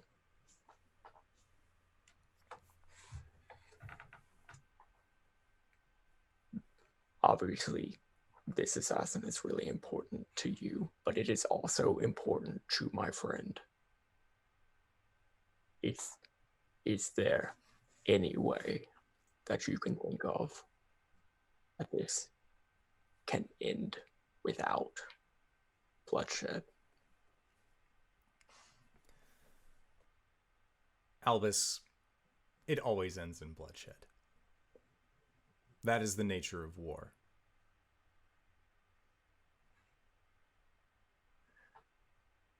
If we allow you,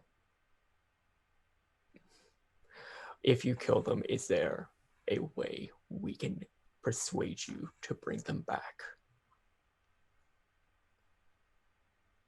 Why would I do that?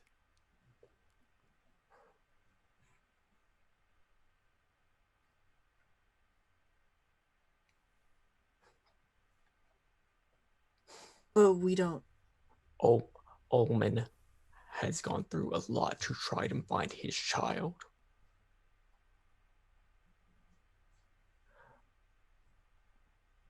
Is there some way that you can just let them have a life together?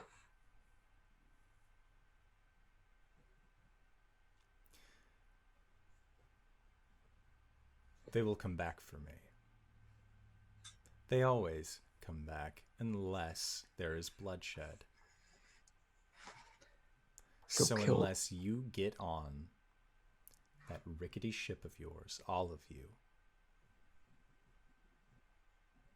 and leave Saltmarsh, I see no alternatives. And if I see them again, I will kill them.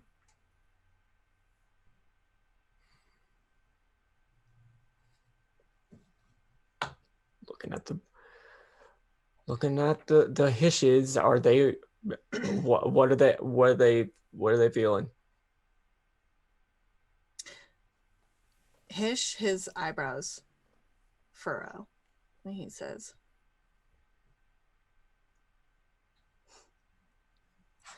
I'm sorry you want me to leave Saltmarsh.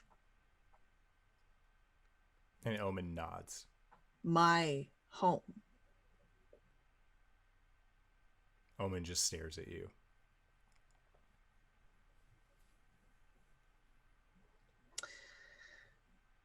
Hish looks at Ulman. Well, Hish looks at the other two Hishes. I don't think he can tell the difference. No.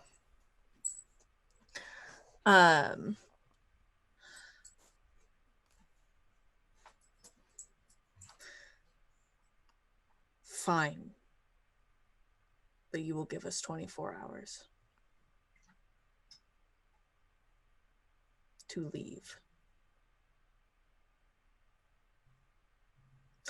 If you don't feel safe, you are perfectly welcome to leave and come back later.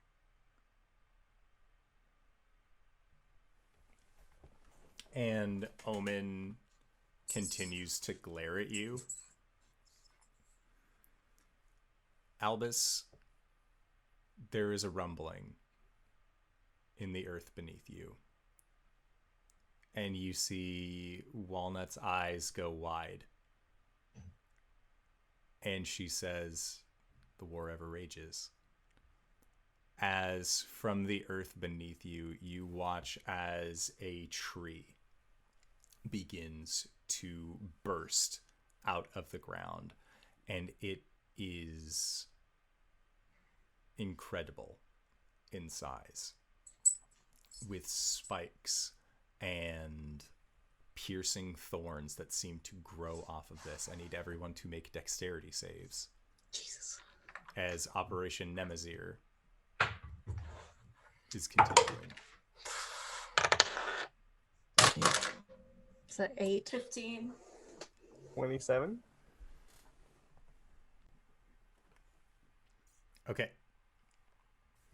So, because this is a harmful action, but it was by allies that will not break the calm emotions, but there is a battle tree that has grown from the earth in this place.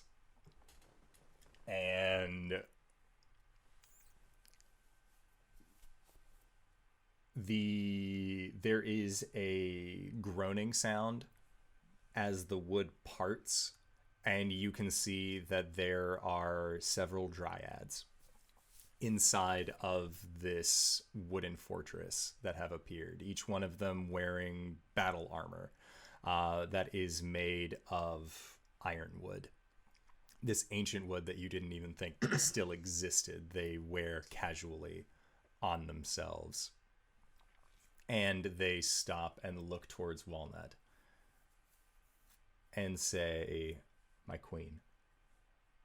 And she puts a hand out and doesn't know what to say. Albus looks like he is under incredible strain right now. And Jill, you reach into your bag and you pull out your book yet again. Can I not pump the brakes on this? Make a wisdom save. Oh, Nelly. Dirty 20. So as you feel your body sit cross-legged on the ground, you lick the tab of this dark iron pen and you begin to write in your book. You see, it was at that moment the dryads realized who they're true, and then you are able to stop. And you feel that there is resistance from you attempting to stop this story being written. But you are able to exert your will enough that you are able to stop it.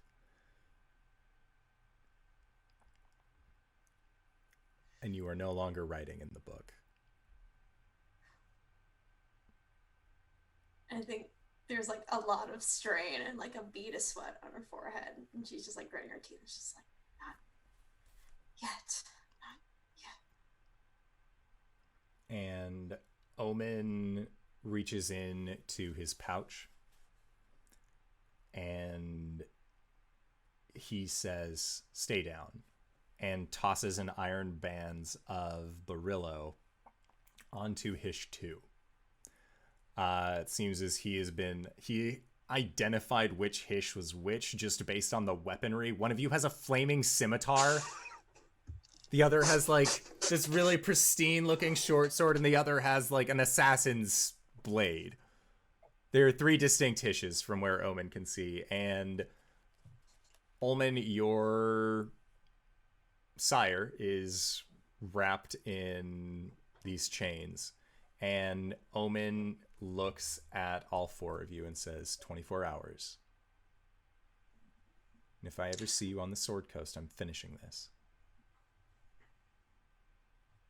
And then Walnut motions for her dryads, and the dryads walk forward and grab Hish 2. And then Walnut hops down from the tree and makes motion for them to follow her.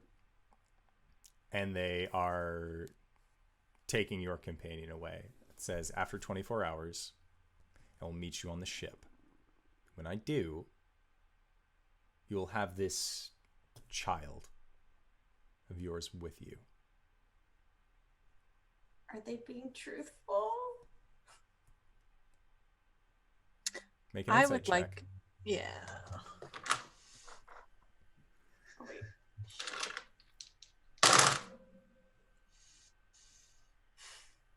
14.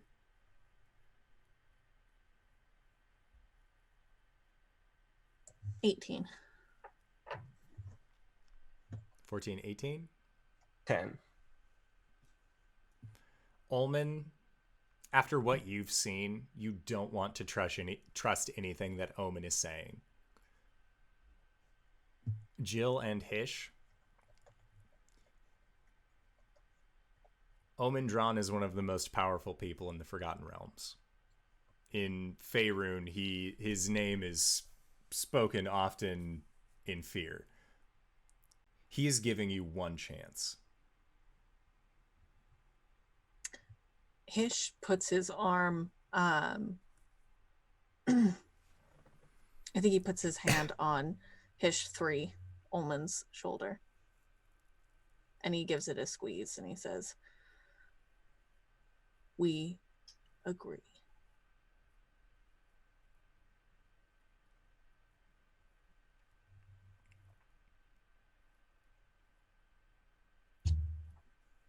And he turns, I think he puts his arm around Ulman's shoulders, and I think he sort of turns and pulls Ulman along closely with him.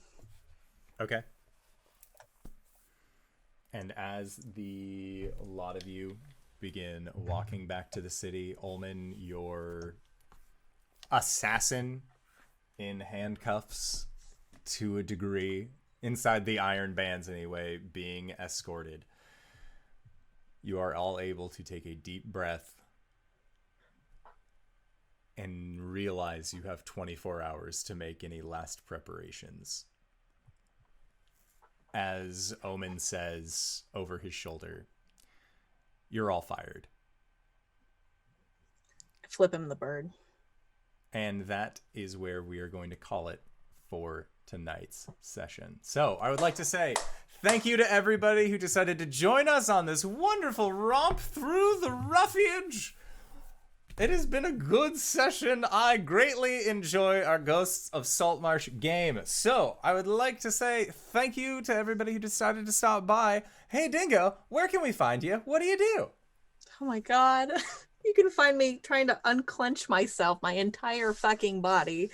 You can also find me on Twitter at WheresMyDingus. Tomorrow, you're going to find me on Tales from the Grim playing Monster of the Week, Samhain. And yeah, that's it for this week. Next week, I'm going to be on Off the Table on Tuesday playing Alas for the Awful Sea. We just finished our campaign on Wednesdays. Big tier, 2-year campaign. But yeah, and then, Thursdays, you know where to find me, right here. Oh goodness, you can find me questioning my very existence at the core of my being here at my house. Or online at Twitter/Reeves_bot. Or the Twitch too, where I stream on Sundays. I have no clue how much is left in Divinity 2, but I've got this gut feeling that we're on the final boss fight within the next session, and maybe we're going to play Borderlands 3 next. Who knows? But, tune in and find out. Hi! I'm Cyber. You can find me on Twitter at CyberWolf121 where I shitpost. I stream games, twitch.tv/CyberWolf121. This weekend I'm giving money to charity, and you might be able to too. And I'm getting my company to also give money to charity. So, yay, we're going to be spending some Fortune high up company's money. And it's going to be a real fun, shitty game. So come have a real fun, shitty time. All the archives of that go to youtube.com/CyberWolf121, where you can find all the other video games that I play badly while I talk about lore. You can also find the podcast that KyleWithAnN I do called Let's Talk About It, where we get drunk, do parkour, and talk about RPG stuff. Like we'll be talking about this game next year because we already recorded our last episode of the year. Sorry. You can also find some D&D Beyond homebrew tutorials, but for RPG content, I'm on the DM's Guild. I've got a Patreon where I do Tal'Dorei conversions, and I'm on this channel on Mondays in the homebrew game where I play that boy, Arjan, the Dragonborn Bloodhunter Cleric of Tiamat, and this guy on Thursdays where I play the only sensible person in the group. This is a call-out post. DanaeKeener.com. Hey, I'm Kylan, otherwise known as KyleWithAnN, and I resent that. You can catch me, I guess, going to an all-you-can-eat buffet to appease a hungry god, or maybe on Twitter and Twitch at KyleWithAnN. On my Twitch, I stream video games. On my Twitter, I post whenever I'm in other people's streams. Like, you can find me here on Tuesdays. No, this is Thursday. Tuesdays, you can find me on Off the Table for a Last for the Alpha C with Dingo. And also podcasts. Let's Talk About It, as you have heard. I'm also in Cape Lorelei. It's an Urban Shadows actual play podcast. So if you want to see me play a really bitchy fae, well, hey, you've gone to the right place in the future. Yep, that's me. And if you made it this far, you probably already know who I am. But if you don't, hey fella, what's up? It's me, your buddy, your pal, your friend, the Indoor Adventurer, the showrunner here at twitch.tv/Indoor Adventures. We do this show and shows like it Monday, Tuesday, and Thursday at 5:30 p.m. Pacific Standard Time. We of course upload all of our VODs to youtube.com/Indoor Adventures and podcasts wherever audio casts are available. It's the same spiel as before, so hey, consider it. But for right now, we are going to be going into our Patreon supported podcast called Nights in the Courtyard, where we answer questions not only from each other, but also from the community. After a session like tonight, I feel like there will be at least maybe one or two questions that we have. So consider asking us either in the side chat or joining us on Discord. We do, of course, have links to our Discord posted regularly in the side chat of our Twitch streams or found in the description of wherever you are watching/listening to this game. So, hey, consider joining us there. We're a pretty friendly group, or at least I like to think so. But before we end this show, I would like to once again say thank you to everybody who decided to stop by and join us and enjoy this wonderful game. And thank you to these players for putting up with my bullshit once again this week. We couldn't have a show without players, because otherwise it would just be me being like, "So, you walk into a forest," and then silence. Oh, wow, I can't believe that happened. So, thank you to these players. We're going to try and be back next week. So, hey. You never know what's going to happen. You never know what could happen in the woods. It'll be a fun time. All right, everybody. We'll see you then. Bye-bye.